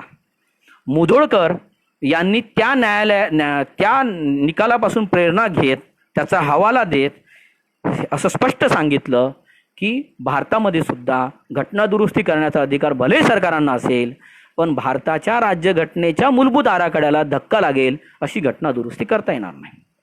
मात्र अंतिमतः पहिली घटना दुरुस्ती तर मान्यच केली होती सर्वोच्च न्यायालयाने आणि 1964ला हा सज्जन सिंग प्रकार निकाल आला होता. तर त्या प्रकरणात 1954चा हा निकाल आहे. तर तेव्हा त्यांनी 64चा ऑक्टोबर 1964चा त्या निकालात सज्जन सिंग यांचा पराभव झाला आणि मात्र मुधोळकरांनी बेसिक स्ट्रक्चरचं प्रिन्सिपल पहिल्यांदा मांडला. मग 1967 साली पुन्हा एकदा याच घटना दुरुस्तीला आणि या घटना दुरुस्तीच्या अंतर्गत जे कायदे झालेले आहेत, पंजाबमध्ये सुद्धा अशा प्रकारचा भूमी अधिग्रहण कायदा झाला होता किंवा कमाल जमीनदारांना कायदा झाला होता आणि त्याच्यामुळे पंजाबमधील जालंधर येथे राहणारे गोलकनाथ कुटुंब होतं. हेनरी आणि विल्यम्स गोलकनाथ असे 2 भाऊ होते. या 2 भावांच्या मालकीची 500 एकर जमीन होती. मात्र पंजाबच्या कमाल जमीनधारणा कायद्यामुळे त्याच्यातली 90% जमीन ही सरकारकडे जमा होणार होती. या दोघांना फक्त 30 एकर जमीन मिळणार होती आणि बाकीची काही जमीन थोडं बहुत जे लोक अनेक वर्ष वाहत आहेत त्यांना जाणार होती. मात्र बहुसंख्य जमीन ही सरकारकडे जाणार होती सरप्लस होऊन आणि ती सरकार इतरांमध्ये वाटणार होते. त्याच्या विरुद्ध गोलकनाथ कुटुंब सर्वोच्च न्यायालयात त्यांनी याचिका दाखल केली. हा एक फार महत्त्वाचा भारताच्या इतिहासातला महत्त्वाचा खटला आहे. या गोलकनाथ प्रकरणी 11 सदस्यीय खंडपीठ, ज्याला घटनापीठ म्हणतो आपण, कॉन्स्टिट्यूशनल बेंच, सर्वोच्च न्यायालयाने स्थापन केला. या घटनापीठाचे प्रमुख होते के सुब्बाराव. या घटनापीठाने 6-5 अगदी बारीक मेजॉरिटी ज्याला म्हणता येईल अशा बहुमताने निकाल दिला आणि ऐतिहासिक निकाल होता. या एका निकालाने या देशाचं राजकारणच बदललं आणि इंदिरा गांधींवरचा तणाव प्रचंड वाढला. तो निकाल काय होता? तो निकाल असा होता की गोलकनाथ प्रकरणात सर्वोच्च न्यायालय असं म्हणाले की पार्लमेंटला घटना दुरुस्ती करण्याचा अधिकार आहे, मात्र तो अधिकार अमर्यादित नाही. कारण आतापर्यंतच्या सर्व निकालांनी तो अमर्यादित आहे असं म्हटलं होतं. मात्र तो अमर्यादित नाही, पहिली गोष्ट. दुसरी गोष्ट, फंडामेंटल राईट, मूलभूत अधिकार, ज्याच्या संपत्तीचा पण अधिकार होता तेव्हा, तो मूलभूत अधिकार बदलण्याचा अधिकार संसदेला कोणत्याही परिस्थितीत केव्हाही नसणार असा स्पष्ट निकाल गोलकनाथ प्रकरणामध्ये सर्वोच्च न्यायालयाने दिला. एवढ्यावरच बोलून सर्वोच्च न्यायालय थांबलं नाही, तर सर्वोच्च न्यायालयाने सांगितलं की जर तुम्हाला जेव्हा लोकांनी घटना समिती स्थापन करून देशासाठी घटना बनवण्याचा अधिकार दिला, तेव्हा देशातल्या जनतेने फंडामेंटल राईट हे आपल्याकडे ठेवलेले आहे, त्याचे अधिकार, ते तुम्हाला बदलण्याचे अधिकार दिलेले नाही. ते तुम्हाला जर बदलण्याचं असेल तर तुम्हाला पुन्हा एकदा घटना समिती स्थापन करावं लागेल, घटना समितीला बोलवावं लागेल निवडणुका घेऊन, आणि घटना समितीला फंडामेंटल अधिकार जे आहे संपत्तीचे किंवा आणखी कुठले असेल मूलभूत अधिकार, ते बदलण्याचा अधिकार आहे, संसदेला अधिकार नाही, असा स्पष्ट निर्वाळा 1967 साली गोलकनाथ प्रकरणात दिला न्यायालयाने. या प्रकरणानंतर मात्र त्या काळामध्ये इंदिरा गांधी सत्तेत आल्या होत्या आणि इंदिरा गांधींनी त्यावेळेला अनेक निकाल किंवा अनेक निर्णय त्यांच्या दृष्टीने समाजवादी म्हणता येईल ते राबवण्याचा सपाटा सुरू केलेला होता. या निकालाने त्या अस्वस्थ झाल्या, हादरल्या आणि त्यांनी घटना दुरुस्ती केली. कारण या निकालाने संसद सर्वोच्च की न्यायपालिका सर्वोच्च हा नवा संघर्ष सुरू झाला होता आणि दुर्दैवाने त्यावेळेचे सर्व राजकीय नेते, सर्व विचारधारेचे, हे संसद सर्वोच्च आहे, न्यायपालिकेला आमच्या निर्णयात निकालात हस्तक्षेप करण्याचा अधिकार नाही, असा स्पष्ट भूमिका घेतली होती. बॅरिस्टर नाथपै यांनी तर प्रायव्हेट मेंबर बिल बांधलं होतं की संसद सर्वोच्च आहे, न्यायालयाला हस्तक्षेप करण्याचा अधिकार नाही. म्हणजे आपल्याला सांगायचं म्हणजे फक्त इंदिरा गांधी होते असं नाही, तर एवढंच नव्हे, तर ही जी गोलकनाथने जो निकाल दिला होता, तो निकाल घटना दुरुस्ती करून गोलकनाथ प्रकरणाचा हवाला देऊन इंदिरा गांधीने संसदेच्या दोन्ही सभागृहात घटना दुरुस्ती पारित करून घेऊन बदललेला आहे. त्यानंतर असे अनेक जे निकाल होते बँक नॅशनलायझेशन, 3 खटले असे होते की त्याच्यात त्यांचा पराभव झाला. एक गोलकनाथ प्रकरण होतं की ज्याच्यामध्ये सर्वोच्च न्यायालयाने संसदेच्या विरुद्ध निकाल दिला होता, सरकारच्या विरुद्ध निकाल दिला होता, कारण घटना दुरुस्ती शेवटी सरकार करत असतं. मग बँक नॅशनलायझेशन नावाचं एक प्रकरण, आपल्याला माहिती आहे बँकांचं राष्ट्रीयकरण इंदिरा गांधींनी केलं होतं आणि त्याला आव्हान देण्यात आलं होतं कूपर नावाच्या माणसाने, रुस्तमजी कूपर नावाने. तर त्यांनी आव्हान दिलं होतं, त्याला बँक नॅशनलायझेशन केस असं म्हटलं जाते. हे प्रकरण सुद्धा नानी पालखीवाला या विख्यात कायदे पंडितांनी सरकारच्या विरुद्ध लढलं होतं. आणि या प्रकरणामध्ये पुन्हा एकदा बँक नॅशनलायझेशन सर्वोच्च न्यायालयाने योग्य ठरवलं, मात्र ज्यांच्या ह्या बँका होत्या त्यांना त्याच्या बदल्यात जो मोबदला देण्यात आला होता तो इतका नगण्य होता की तो मोबदला सर्वोच्च न्यायालयाने रद्द केला आणि तो योग्य देण्याचे आदेश पण दिले. तर हा एक दुसरा पराभव जो आहे इंदिरा गांधींचा झाला. त्याच्यामुळे इंदिरा गांधींनी पुन्हा त्याच्या विरुद्ध घटना दुरुस्ती करून घेतली आणि तो निर्णय सुद्धा फिरवला सर्वोच्च न्यायालयाचा. मग तिसरा निर्णय आला, आपल्याला कल्पना असेल की जेव्हा देश स्वतंत्र झाला तेव्हा देशात अनेक संस्थानिक आणि छोटे मोठे राजे होते. त्यांनी भारतात सामील व्हावं म्हणून त्यांना तनके आणि भत्ते, प्रिव्ही अँड पर्सेस असं ज्याला म्हणतात, ते देण्याचं त्यावेळेस वल्लभभाई पटेलांनी मान्य केलं, सरकारांनी मान्य केलं, तसा शब्द दिला. त्यामुळे त्यांना दरमहा पगार आणि भत्ते भारत सरकारकडून दिल्या जात होते. मात्र इंदिरा गांधींनी ही तनके आणि भत्ते रद्द करण्याचं ठरवलं आणि त्यानुसार हे तनके आणि भत्ते त्यांनी रद्द केले. त्याला आव्हान नंतर काँग्रेसमध्ये आलेले पण त्यावेळेस काँग्रेसमध्ये नसलेले माधवराव शिंदे, हे स्वतः ग्वाल्हेरचे संस्थानिक किंवा राजे होते, त्यांनी आव्हान दिलं. या प्रकरणात पुन्हा नानी पालखीवालाच त्यांचे वकील होते आणि या प्रकरणात सुद्धा इंदिरा गांधी सरकारचा पराभव झाला आणि सर्वोच्च न्यायालयाने हे तनके आणि भत्ते रद्द करणं हे बेकायदेशीर ठरवून हा निर्णय रद्द केला. त्याला पुन्हा इंदिरा गांधींनी संसदेमध्ये घटना दुरुस्ती करून तो निर्णय पुन्हा फिरवला. तर सर्वोच्च न्यायालय विरुद्ध इंदिरा गांधी सरकार किंवा संसद असा संघर्ष पराकोटीला पोहोचला होता. त्यावेळेला संसद सर्वोच्च की न्यायालय सर्वोच्च हा वाद शिगेला पोहोचला. इंदिरा गांधींनी अचानक मध्यावधी निवडणुका जाहीर केल्या 1971 बांगलादेशचं युद्ध जिंकल्यामुळे तसे त्या लोकप्रियतेच्या शिखराला होत्या आणि त्यावेळेस देशातील सगळ्या प्रमुख 8 राजकीय पक्षांच्या जाहीरनाम्यावरचा सर्वात महत्त्वाचा विषय होता की आम्ही जर सत्तेत आलो तर देशाची संसद सर्वोच्च राहील, न्यायालय नाही. न्यायालयाला अनाठायी हस्तक्षेप संसदेच्या कामकाज करण्याचा, म्हणजे काँग्रेस असेल, समाजवादी काँग्रेस असेल, त्यावेळेचे जनता पार्टी असेल, या सगळ्यांच्या जाहीरनाम्यामध्ये हा महत्त्वाचा मुद्दा होता. याबद्दल सर्व राजकीय पक्षांमध्ये एकमत होतं की संसद ही सर्वोच्च न्यायालय नाही. आणि त्यानुसार 2/3 बहुमत घेऊन इंदिरा गांधी सत्तेत आल्या होत्या. आणि आपल्याला कल्पना आहे की 2/3 बहुमत आल्यानंतर सत्ताधीशांच्या डोक्यामध्ये कशी हवा जाते हे आपण सध्या 2/3 बहुमत घेऊन आलेल्या नेत्याकडे पाहून आपल्या लक्षात आलंच असेल. तर अशा पद्धतीने मग विविध प्रकारचे कायदे, या देशाच्या घटनेच्या विरुद्ध जाणारे कायदे नियम बनवण्याचा सपाटा सुरू झाला होता किंवा तसे संकेत देण्यात येऊ लागलेले होते. त्याच वेळेला पुन्हा एकदा केशवानंद भारती नावाचं प्रकरण आलं आणि या केशवानंद भारती या प्रकरणाचं वैशिष्ट्य असं आहे की कायदेतज्ञ असं म्हणतात की या प्रकरणी सर्वोच्च न्यायालयाने जो निकाल दिला त्याच्यामुळे आज देशामध्ये लोकशाही जिवंत आहे. तर नेमकं काय प्रकरण होतं ते तुम्हाला सांगणार आहे.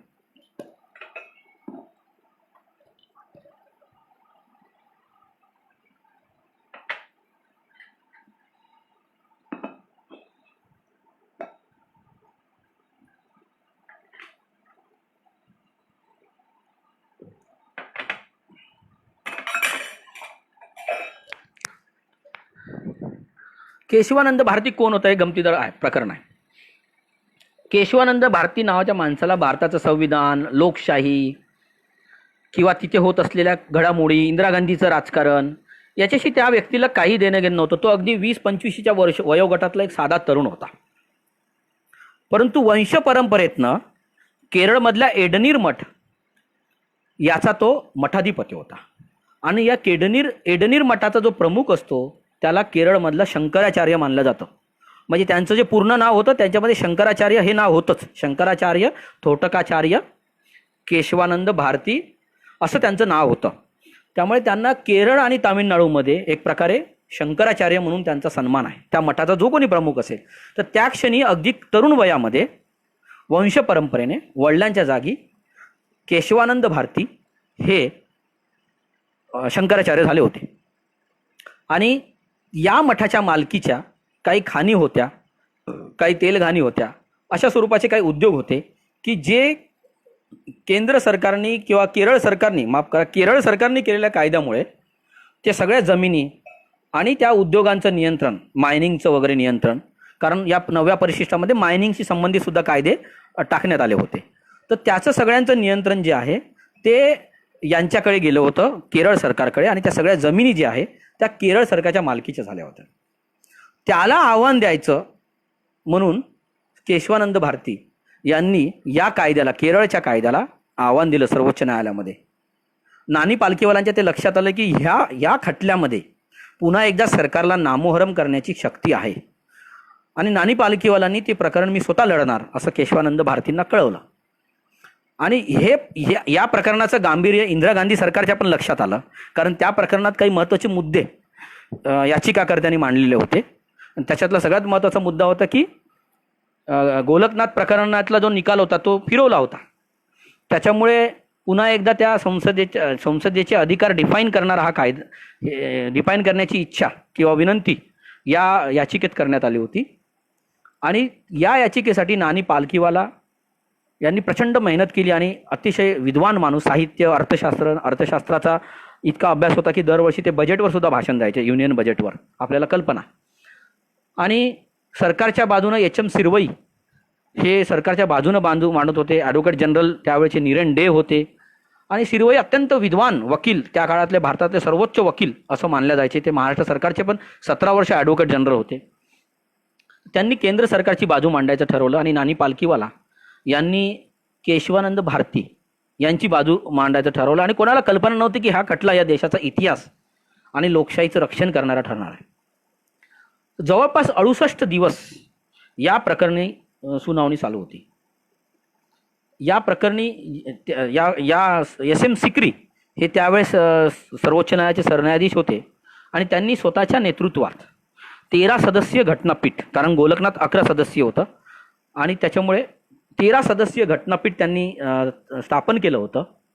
आणि त्याच्यासमोर हे सगळं झालं. आणि या घटनापीठाने संसदेचे अधिकार नेमके काय आहे घटना दुरुस्ती करण्याचे याची व्याख्या केली. आणि ही व्याख्या करत असताना 7-6 म्हणजे फक्त एक मताने हा निकाल बदललेला आहे. जर ते एक मत या बाजूने आलं नसतं तर काहीतरी वेगळाच इतिहास देशात घडला असता. कदाचित एकच पक्षाची राजकीय सत्ता वर्षानुवर्षी राहिली असती किंवा आणखी काही प्रकार घडले असते, काही घडू शकलं असतं. तर हा एक मत जो होतं ते होतं जस्टिस एच.आर. खन्ना यांचं. त्यांनी या 6च्या बाजूने आपलं मत 7वं मत म्हणून पारड्यात टाकलं, 6 न्यायाधीशांच्या बाजूने. तर आणि ते पारड्यात टाकताना जस्टिस मुधोळकर यांचा मी तुम्हाला उल्लेख सज्जन सिंग प्रकरणात केलं होतं. 1964 साली निकाल देताना जस्टिस मुधोळकर यांनी पाकिस्तानचे सरन्यायाधीश जस्टिस कॉर्नेलियस यांनी वापरलेली संकल्पना जी होती बेसिक स्ट्रक्चर, ती वापरून असं म्हटलं होतं की बेसिक स्ट्रक्चरला धक्का जाणाऱ्या घटना दुरुस्ती करता येणार नाही संसदेला. त्याचा हवाला दिला आपल्या जजमेंटमध्ये आणि त्यांनी सांगितलं की संसदेला घटना दुरुस्ती करण्याचे अधिकार आहे. संसदेला मूलभूत अधिकारामध्ये पण घटना दुरुस्ती करण्याचे अधिकार राहतील. मात्र संसदेच्या घटनेच्या मूलभूत आराखड्याला, बेसिक स्ट्रक्चरला धक्का बसणाऱ्या घटना दुरुस्ती करण्याचा अधिकार असणार नाही, असा ऐतिहासिक निकाल जस्टिस एच.आर. खन्ना आणि अन्य 6 लोकांनी मिळून दिला. आणि हा ऐतिहासिक निकाल केशवानंद भारती प्रकरण म्हणून ओळखला जातो. त्याच्यामुळे 13 सदस्यीय घटनापीठाच्या या निकालामुळे संसदेला घटना दुरुस्ती करण्यावर प्रचंड मर्यादा आल्या आणि आपल्याला मनमानी वाटेल तशी घटना दुरुस्ती मी करणार असा जो एक राजकीय नेत्यांमध्ये अहंकार निर्माण झाला होता. आम्हाला लोकांनी निवडून दिला आहे, आम्ही लोकांचं नेतृत्व करतो, प्रतिनिधित्व करतो, संसद ही सर्वोच्च आहे, न्यायालय शिकवणारे आम्हाला कोण, या संसदेच्या भूमिकेला केशवानंद भारती या प्रकरणाने आणि त्यावेळेस सर्वोच्च न्यायालयाने हेही स्पष्ट केलं की मूलभूत आराखडा काय आहे. तर त्यांनी सांगितलं की फेडरल स्ट्रक्चर, संघराज्य प्रणाली हा मूलभूत आराखडा आहे. संसदीय लोकशाही हा घटनेचा मूलभूत आराखडा आहे, तो बदलता येणार नाही. संघ राज्य प्रणाली बदलता येणार नाही, सेक्युलरिझम बदलता येणार नाही. अनेकदा हिंदुत्ववादी म्हणतात की कुठे आहे धर्मनिरपेक्षता, घटनेत कुठंच लिहिलेले नाही. तर 1973चा 24 एप्रिल 1973 हा ऐतिहासिक दिवस आहे या देशाच्या लोकशाहीतला आणि खास करून न्यायालयीन इतिहासातला, की त्या दिवशी सर्वोच्च न्यायालयाने सांगितलं की सेक्युलरिझम हे या घटनेचं मूलभूत स्ट्रक्चर आहे. अशा अनेक गोष्टी त्यांनी सांगितल्या की आणि वेळोवेळी घटनेचा मूलभूत स्ट्रक्चर काय आहे हे ठरवण्याचा अधिकार सर्वोच्च न्यायालय किंवा न्यायालयांना असेल, हे संसदेला नसणार, हे सुद्धा स्पष्ट केलं. त्या वेळेस न्यायालय त्याची व्याख्या करेल. आणि त्यामुळे एक प्रकारे ही राजकीय नेत्यांची निवडून आलो म्हणून वाटेल ती करण्याची जी मनमानी होती त्याला फार मोठा चाप या निमित्ताने बसला. या केशवानंद भारती प्रकरणानंतर याची खूप मोठी चर्चा झाली, याचे अनेक पडसाद उमटले. या प्रकरणाच्या आधारावर, या निकालाच्या आधारावर महाराष्ट्रातले वामनराव हे पुन्हा एकदा खटल्यात गेले, पुन्हा एकदा सर्वोच्च न्यायालयात गेले. वामनराव विरुद्ध महाराष्ट्र सरकार अशा स्वरूपाचा तो खटला आहे. आणि त्यांनी या निकालाच्या आधारावर सर्वोच्च न्यायालयाला सांगितलं की ही जी पहिली घटना दुरुस्ती आहे ती सुद्धा बेसिक स्ट्रक्चरच्या विरुद्ध आहे, ती बेकायदेशीर आहे, आमच्या मूलभूत अधिकारावर संपत्तीच्या टाच सरकारने आणलेली आहे बेकायदेशीर पद्धतीने, त्यामुळे ती पहिली घटना दुरुस्ती रद्द करण्यात यावी अशा स्वरूपाची. आणि महाराष्ट्र सरकारने त्याला अनुषंगून जे कमाल जमीन धारणा सिलिंग ॲक्टची अंमलबजावणी सुरू केली होती तो कायदा रद्द करण्यात यावा अशा स्वरूपाची विनंती वामनराव यांनी सर्वोच्च न्यायालयात केली होती. 5 सदस्यीय खंडपीठ त्यांच्या या याचिकेवर किंवा घटनापीठ म्हणता येईल ते सर्वोच्च न्यायालयाने नेमलं. त्याचे प्रमुख महाराष्ट्रातले यशवंतराव चंद्रचूड होते. आणि या निकालामध्ये 13 नोव्हेंबर 1980 रोजी त्यांनी वामनराव प्रकरणाचा निकाल दिला.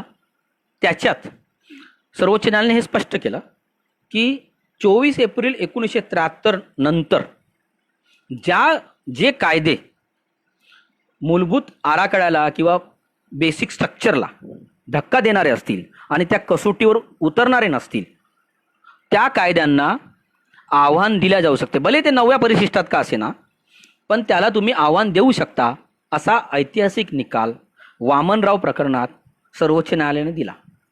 मात्र या प्रकरणात पुढे त्याची फार अंमलबजावणी झाली नाही. अनेक कोर्ट केसेस झाल्या याच्या आधारावर आणि परस्पर विसंगत निकाल सर्वोच्च न्यायालयाने दिले. त्याच्यामुळे नेमकं वामनराव प्रकरणी जो निकाल सर्वोच्च न्यायालयाने दिला आहे त्याची अंमलबजावणी करायची का, कशी करायची आणि तो निकाल वैध आहे की नाही असे सगळे प्रश्न निर्माण झाले.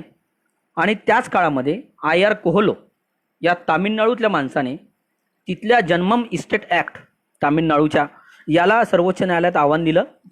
IR कोहलो वर्सेस तामिळनाडू असं हे प्रकरण आहे. आणि त्याच्यावर सुनावणीसाठी 9 सदस्यीय घटनापीठ YK सबरवाल हे त्यावेळचे सरन्यायाधीश होते, त्यांच्या नेतृत्वात स्थापन करण्यात आलं होतं. त्यांनी या प्रकरणात सखोल चिंतन करून एक मताने निकाल दिलेला आहे. तो 11 जानेवारी 2009ला, म्हणजे हा या प्रकरणातला सर्वात शेवटचा निकाल आहे.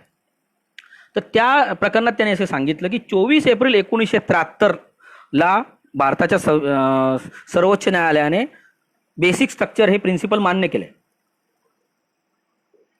त्यामुळे भारताच्या जे 9वं परिशिष्ट आहे ते भले पहिल्या घटना दुरुस्तीद्वारे त्यातल्या कायद्यांना आव्हान दिलं जात नसेल असं जरी म्हटलं असेल तरी 24 एप्रिल 1973 नंतर जे कायदे या 9व्या परिशिष्टामध्ये जोडण्यात आलेले आहे त्या कायद्यांना आपण आव्हान देऊ शकता, किंबहुना सर्वोच्च न्यायालयाने स्वतःच पुढाकार देऊन अशा कायद्यांची समीक्षा करायला पाहिजे आणि हे कायदे घटनेच्या चौकटीवर योग्य आहेत का, मूलभूत स्ट्रक्चरला बाधा आणणारे तर नाहीत ना, अशा प्रकारे त्याची चाचपणी केली पाहिजे असा महत्त्वपूर्ण निकाल IR कोहलो प्रकरणी सर्वोच्च न्यायालयाने दिला. महत्त्वाचं म्हणजे तो त्यांच्या कामाचा जवळपास शेवटचा दिवस होता सबरवाल यांचा, कारण त्याच्यानंतर ते रिटायर्डसुद्धा झाले होते.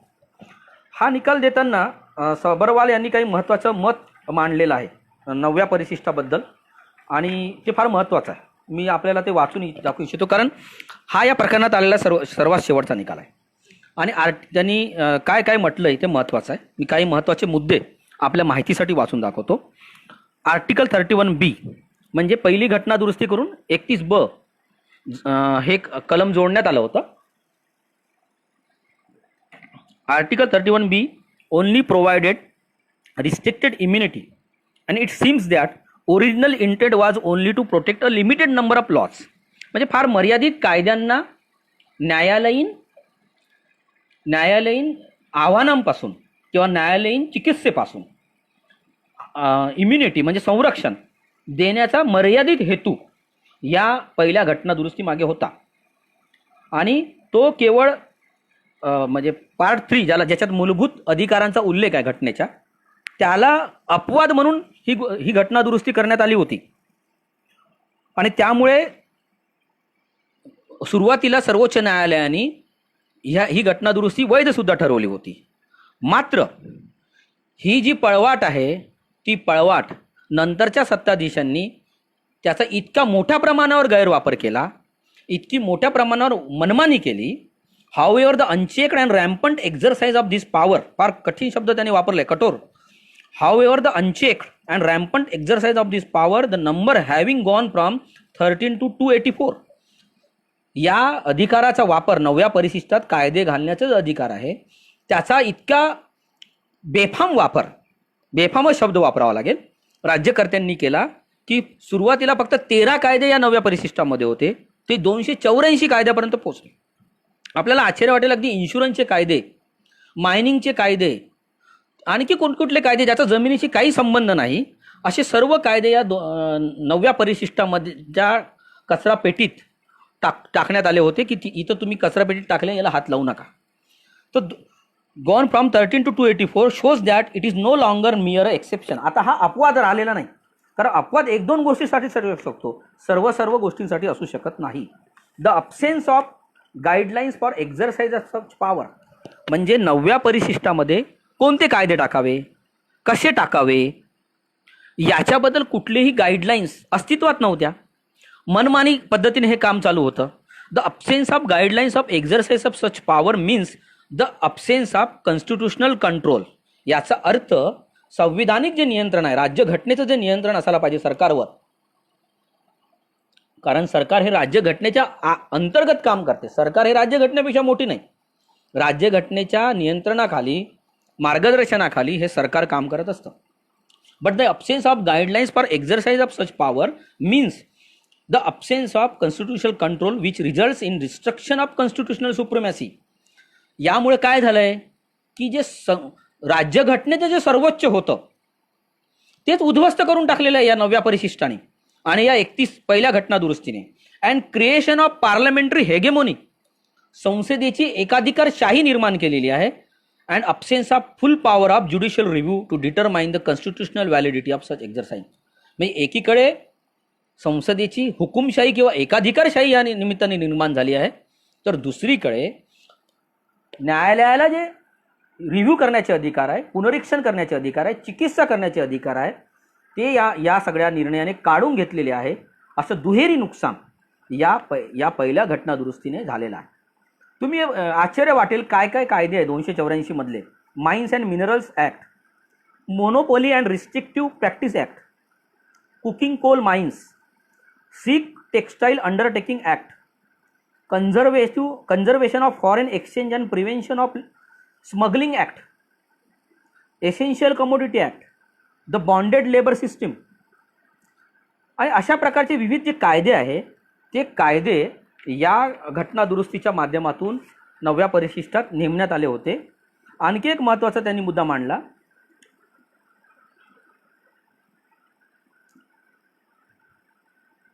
त्यांनी असं म्हटलं, if constituted power under article 368. Article 368 म्हणजे काय की ज्याच्याने घटना दुरुस्ती करण्याचे अधिकार संसदेला मिळतात, असे अधिकार देणारा घटनेतलं कलम म्हणजे 368 कलम.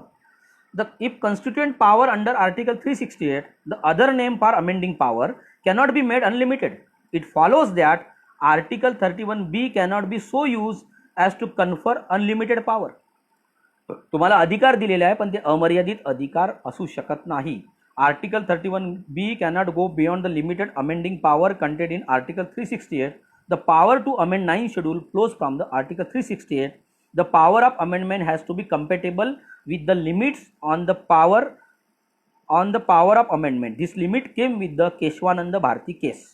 त्यांनी असं म्हटलेलं आहे की संसदेला घटनेमध्ये दुरुस्ती करण्याचे काय मर्यादा असतील, तर ते केशवानंद भारती प्रकरणाने सर्वोच्च न्यायालयाने स्पष्ट केलेलं आहे. त्या चौकटीच्या बाहेर मूलभूत आराखड्याला धक्का बसेल अशी कुठलीही घटना दुरुस्ती 24 एप्रिल 1973 नंतर करता येणार नाही. आणि जर अशी केली असेल आणि असे कायदे नवव्या परिशिष्टात टाकले असतील तर त्याला संरक्षण न्यायालयीन आव्हानांपासून उपलब्ध असणार नाही. याचा अर्थ स्पष्ट आहे की 24 एप्रिल 1973 नंतर नवव्या परिशिष्टामध्ये ज्या काही तरतुदी, जे काही कायदे समाविष्ट करण्यात आले त्यांना देशाच्या न्यायालयात आव्हान दिलं जाऊ शकतं. आता 24 एप्रिल 1973 नंतर किती कायदे समाविष्ट करण्यात आले तर आपल्याला आश्चर्य वाटेल की नवव्या परिशिष्टामध्ये 284 कायदे आहेत. त्यातले 218 हे कायदे 24 एप्रिल 1973 नंतर या नवव्या परिशिष्टात करण्यात आले. याचा अर्थ या 218 कायद्यांना आव्हान दिल्या जाऊ शकतं आणि त्याविरुद्ध लढाईसुद्धा आपल्याला लढता येऊ शकते. अर्थात एसेन्शियल कमोडिटी ॲक्ट वगैरे असे जे महत्त्वाचे कायदे आहेत त्यांच्याविरुद्ध फार मोठी लढाई लागली. आता प्रश्न असा आहे की या संदर्भात अनेक घटनातज्ञांनी विचार चिंतन सगळं केलेलं आहे आणि ही लढाई नेमकी कशी लढता येईल याच्याबद्दल पण घटनातज्ञांनी विचार मांडलेला आहे. मुळात आपण जर बघायला गेलो तर खरंच या सगळ्या गोष्टीचा फायदा या खास करून जमिनीच्या संदर्भात झाला का याचं एक विश्लेषण बलदेव सिंग या एक नामांकित घटनातज्ञांनी आपल्या रिसर्च रिपोर्टमध्ये केलेला आहे. त्याच्यात ते काय म्हणतात की हा जो कमाल जमीन धारणा कायदा आहे तो लागू केल्यानंतर देशात 72 लाख एकर जमीन ही अतिरिक्त जमीन ठरवण्यात आली. सरप्लस लँड 72 लाख ही ठरवण्यात आली. यापैकी विविध राज्यातल्या सरकारांनी जवळपास 62 लाख एकर जमीन ताब्यात घेतली. उर्वरित ज्या जमिनी आहेत त्या न्यायालयीन खटल्यामध्ये अजूनही अडकून पडलेल्या आहेत. यापैकी 47 लाख एकर जमिनीचं वाटप झालं लोकांना. आजपर्यंत 47 लाख एकर जमिनीचं वाटप झालं असं बलदेव सिंगांनी त्यांचा जो अहवाल तयार केला आहे त्याच्यात त्यांनी म्हटलेलं आहे. आता ही जी जमीन आहे ती एकूण भारतातली जी पेरणीयोग्य जमीन आहे त्याच्या 11.40% एवढी ती जमीन आहे. आता माहितीच्या अधिकारात महाराष्ट्रातल्या जमिनीबद्दल सुद्धा माहिती घेण्यात आली. तर ती माहिती अशी आहे की महाराष्ट्रामध्ये 7,25,000 हेक्टर जमीन अतिरिक्त ठरवण्यात आली. त्यापैकी एकर जमीन अतिरिक्त ठरवण्यात आली. त्यापैकी 6,70,815 ही जमीन एकर जमीन ही ताब्यात घेण्यात आली. आता तुम्हाला आश्चर्य वाटेल की ही 6,70,815 एकर जमीन महाराष्ट्र सरकारने 1 रुपया पण मोबदला न देता केवळ तुमच्याकडे जमीन जास्त आहे असा ठपका ठेवून, असा आरोप ठेवून म्हणता येईल, गुन्हेगार एका अर्थानं, त्या शेतकऱ्यांची जमीन बळजबरीने काढून घेतली आणि आज शेतकरी द्यायचं द्यायला लागले. त्याचं हे महत्त्वाचं कारण आहे. तर 1972 नंतर त्याची अंमलबजावणी महाराष्ट्रात झाली.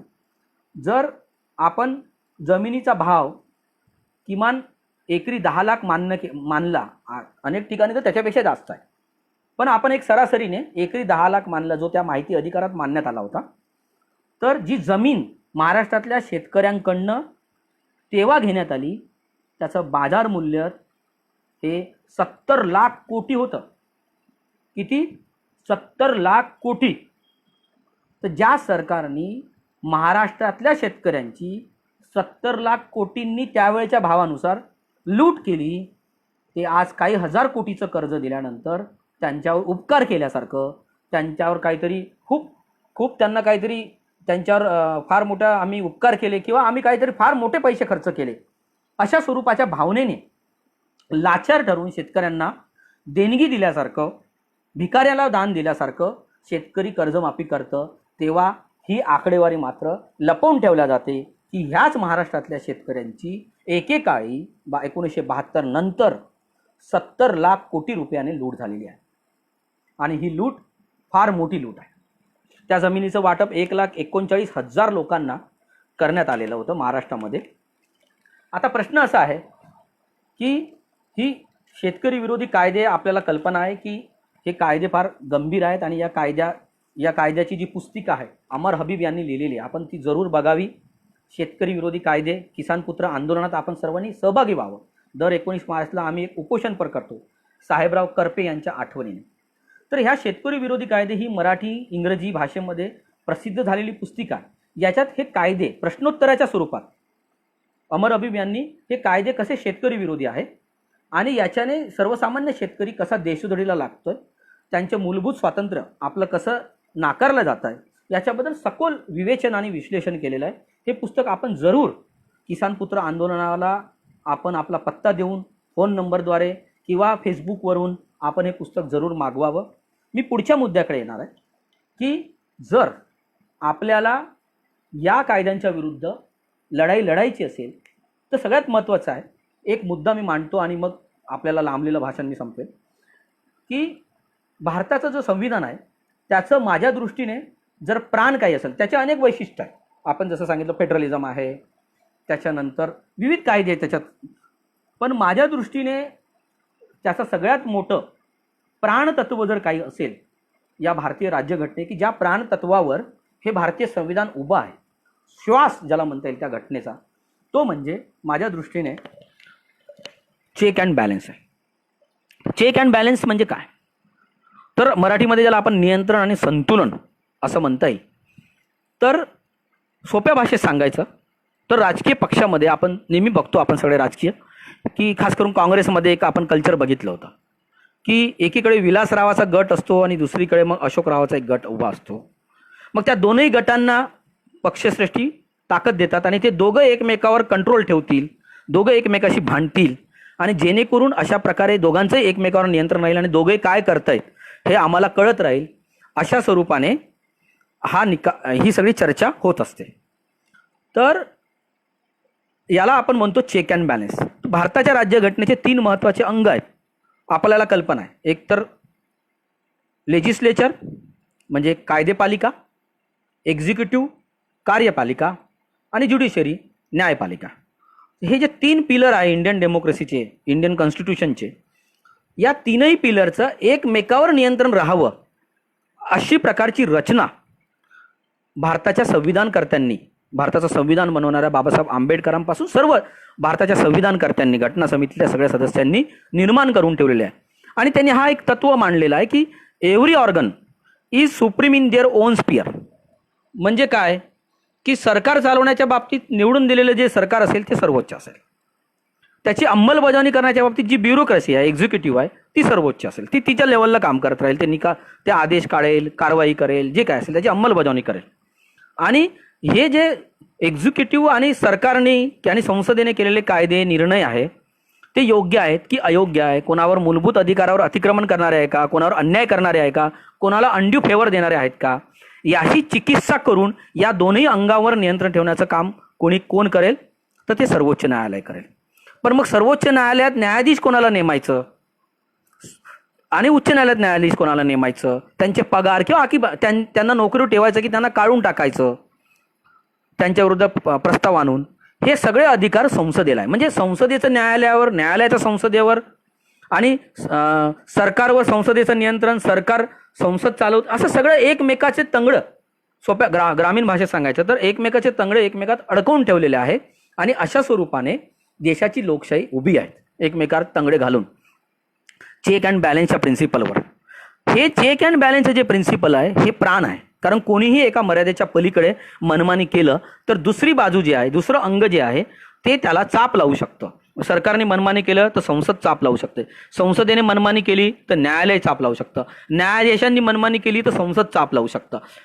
असे सगळे, आणि ब्युरोक्रेसीवर तर संसदेचं पण नियंत्रण आहे, सरकारचं पण आहे आणि न्यायालयांचं पण आहे. तर अशी एक रचना आपण केली होती आणि त्या रचनेला या पहिल्याच घटना दुरुस्तीने फार मोठा हादरा दिलेला आहे. तर मला असं सर्वोच्च न्यायालयाला सांगायचं की जो निकाल आपण दिलाय की बेसिक स्ट्रक्चरच्या विरुद्ध जर कुठली गोष्ट असेल 24 एप्रिल 1973 नंतरची, तर ती सुद्धा आपल्याला आव्हान देऊ शकतो. तर माझं तर म्हणणं आहे की जी पहिली घटना दुरुस्ती झाली 2 जून 1951 रोजी, ती मूळच घटना दुरुस्ती ही या बेसिक स्ट्रक्चरच्या विरुद्ध आहे, कारण चेक अँड बॅलन्स हे या घटनेचं बेसिक स्ट्रक्चर आहे आणि त्याच्या विरुद्ध ही घटना दुरुस्ती झालेली आहे. त्यामुळे ही घटना दुरुस्ती रद्द व्हायला पाहिजे. ही घटना दुरुस्ती रद्द करण्यासाठी आपण सगळ्यांनी प्रयत्न करायला पाहिजे आणि याच्यासाठी किसान पुत्र आंदोलनाच्या वतीने आमचे सहकारी मकरंद डोईजड यांनी सर्वोच्च न्यायालयात याचिका सुद्धा दाखल केलेली आहे. सर्वोच्च न्यायालयाच्या विचाराधीन पण आहे याचिका.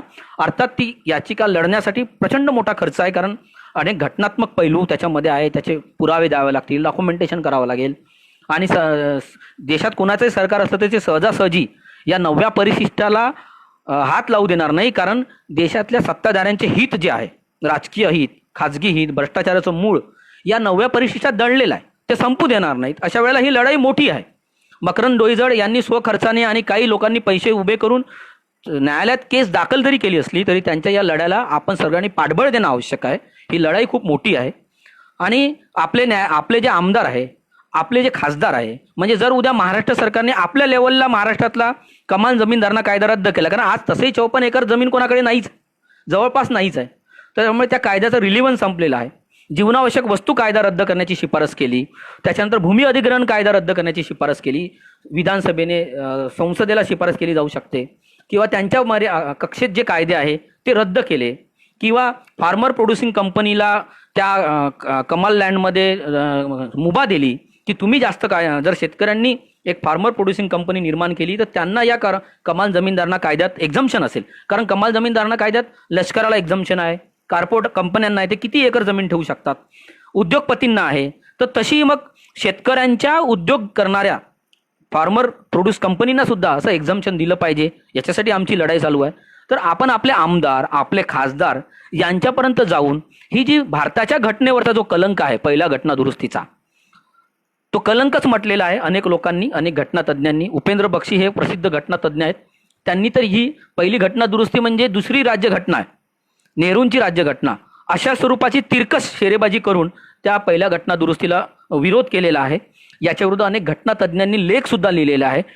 त्या काळात कदाचित ही घटना दुरुस्ती योग्य त्या राज्यकर्त्यांना वाटली असेल. प्रत्येक काळात एक एक विचार असतो की तेव्हा सगळ्यांना असं वाटलं की असं केल्याने, जमिनीचं फेरवाटप केल्याने देशामध्ये विकास होईल, झालाही असेल.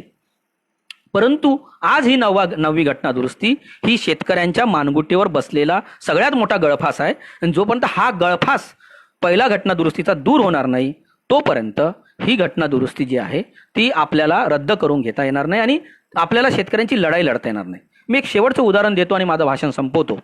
आपण सगळ्यांनीच जॉर्ज वॉशिंग्टन कार्वर यांच्यावर विना गवाणकरांनी लिहिलेलं पुस्तक वाचलं असेल, मीही वाचलंय.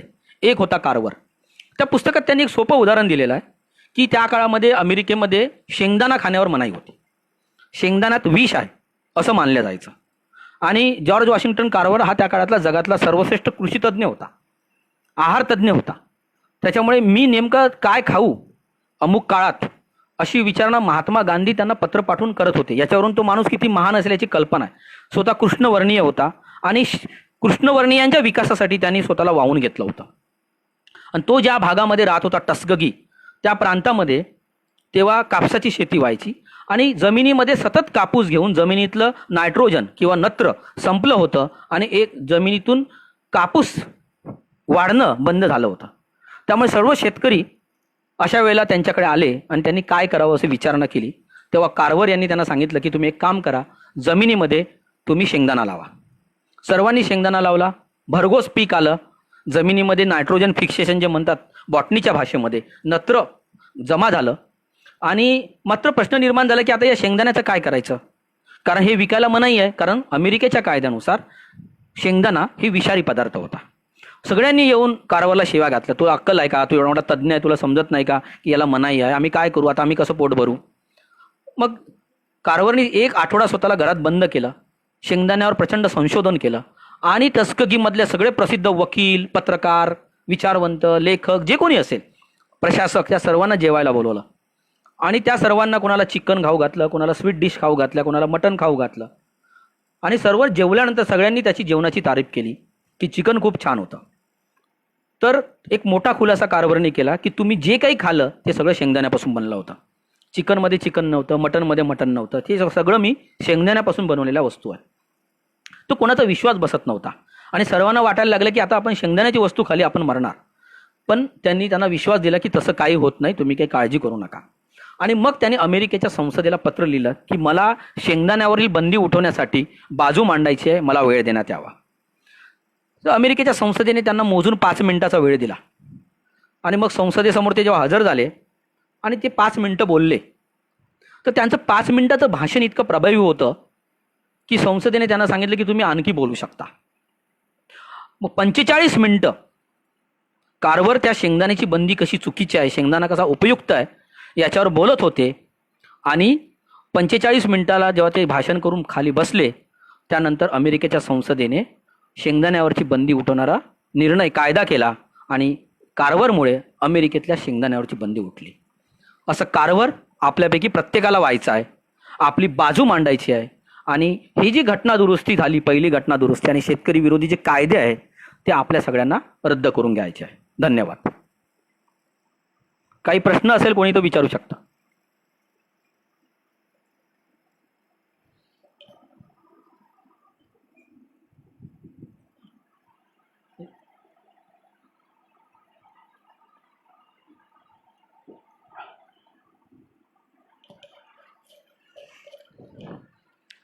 कुणाला काही प्रश्न असेल तर कॉमेंटमध्ये विचारू शकता. काही महत्त्वाचे आत्ता उत्तर देण्यासारखे शक्य असेल तर मी नक्की देईल, अन्यथा मी इथे भाषण थांबवेल. ज्यांना पहिला घटना दुरुस्ती या विषयाचा अभ्यास करायचा असेल सखोल, खास करून कायद्याचे तज्ज्ञ किंवा स्पर्धा परीक्षांची तयारी करणारे लोक असतील, मागच्या महिन्यात हे पुस्तक आलेलं आहे, 60 स्टॉर्मी डेज. त्रिपुर दमन सिंग यांचं हे पुस्तक आहे. हे आपण जरूर वाचा. पहिली घटना दुरुस्ती या विषयाला वाहिलेलंच हे पहिलं पुस्तक आहे. इतकं सखोल विश्लेषण आतापर्यंत याच्यावर काही पुस्तक असं आलं नव्हतं.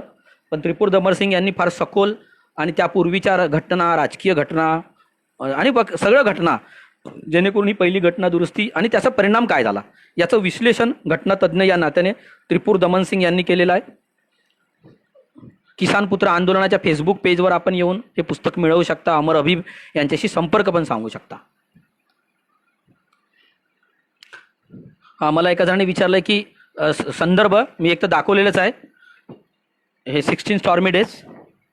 त्याच्यानंतर शेतकरी विरोधी कायदे अमर हबीब यांनी लिहिलेलं पुस्तक आहे. त्याच्यानंतर Indian constitution cornerstone of the nation, Granville ऑस्टिनचं पुस्तक आहे. त्याच्यामध्ये त्यांनी फार सखोल विश्लेषण केलेलं आहे. आणि त्यानंतर आपण जर बघितलं असेल की जे विविध न्यायालयीन खटले आहे, त्या खटले आपल्याला गुगलवर उपलब्ध आहे. त्या प्रकरणी आलेले निकाल, सखोल निकाल उपलब्ध आहे. त्याच्यावर छोट्या छोट्या आलेल्या बातम्या पण उपलब्ध आहे. आपण शंकरी प्रसाद सिंग, सज्जन सिंग, गोलकनाथ, केशवानंद भारती, वामनराव आणि आर कोहलो हे जे महत्त्वाचे खटले आहे या प्रकरणात आले. आणखी पण काही खटले आहे, मिनर्वा मिल्स सारखे प्रकरण आहेत या प्रकरणात, किंवा इंडियन नॅशनलायझेशन, बँक नॅशनलायझेशन कायदा आहे त्या प्रकरणाचा अभ्यास आपण करू शकता. या प्रकरणामध्ये सर्वोच्च न्यायालयाने अनेक ऐतिहासिक निकाल दिलेले आहे.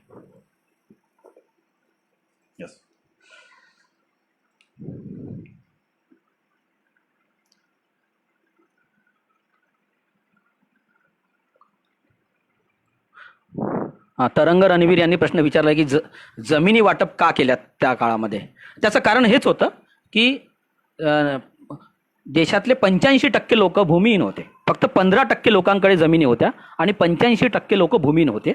आणि 1935 पासून स्वातंत्र्य आंदोलनामध्ये एक धारणा सर्वांची होती, सर्व राजकीय विचारवंत, लेखक, पत्रकार असतील त्या काळातले आणि राजकीय नेते, की भूमिहीनांना आपण भूमीधारकांकडनं अतिरिक्त जमीन काढून दिली पाहिजे, रिडिस्ट्रीब्युशन ऑफ लँड असं ज्याला म्हणता येईल, जेणेकरून शेती करणाऱ्या लोकांची संख्या वाढेल, औद्योगिकरणासाठी रॉ मटेरियल मिळेल, उत्पादनाचं मालकीचं साधन लोकांना मिळेल. ही त्यामागची राजकीय विचारसरणी होती आणि त्या सर्वांचीच होती. ती गांधी असो, आंबेडकर असो, का नेहरू असो, डावे असो, उजवे असो, हे सगळ्यांचीच त्यावेळेची ही भावना होती की ज्यांच्याकडे जमीन जास्त आहे, खास करून जमीनदारांकडे, त्या जमीनदारांची जमीन काढून ती गोरगरीब भूमिहीन लोकांमध्ये वाटली पाहिजे. आणि तो कार्यक्रम आपल्याला मी सांगितलं की एकट्या महाराष्ट्रामध्ये जवळपास 1,40,000 लोकांना अशा जमिनीचं वाटप करण्यात आलेलं आहे. देशभरात याहून अधिक लोकांना करण्यात आलंय.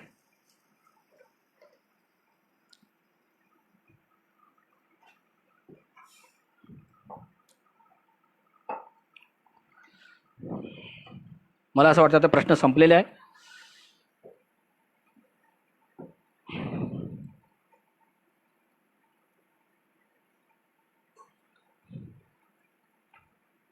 धन्यवाद. आपण माझा विचार ऐकून घेतलेत त्याबद्दल मी खूप खूप आभारी आहे.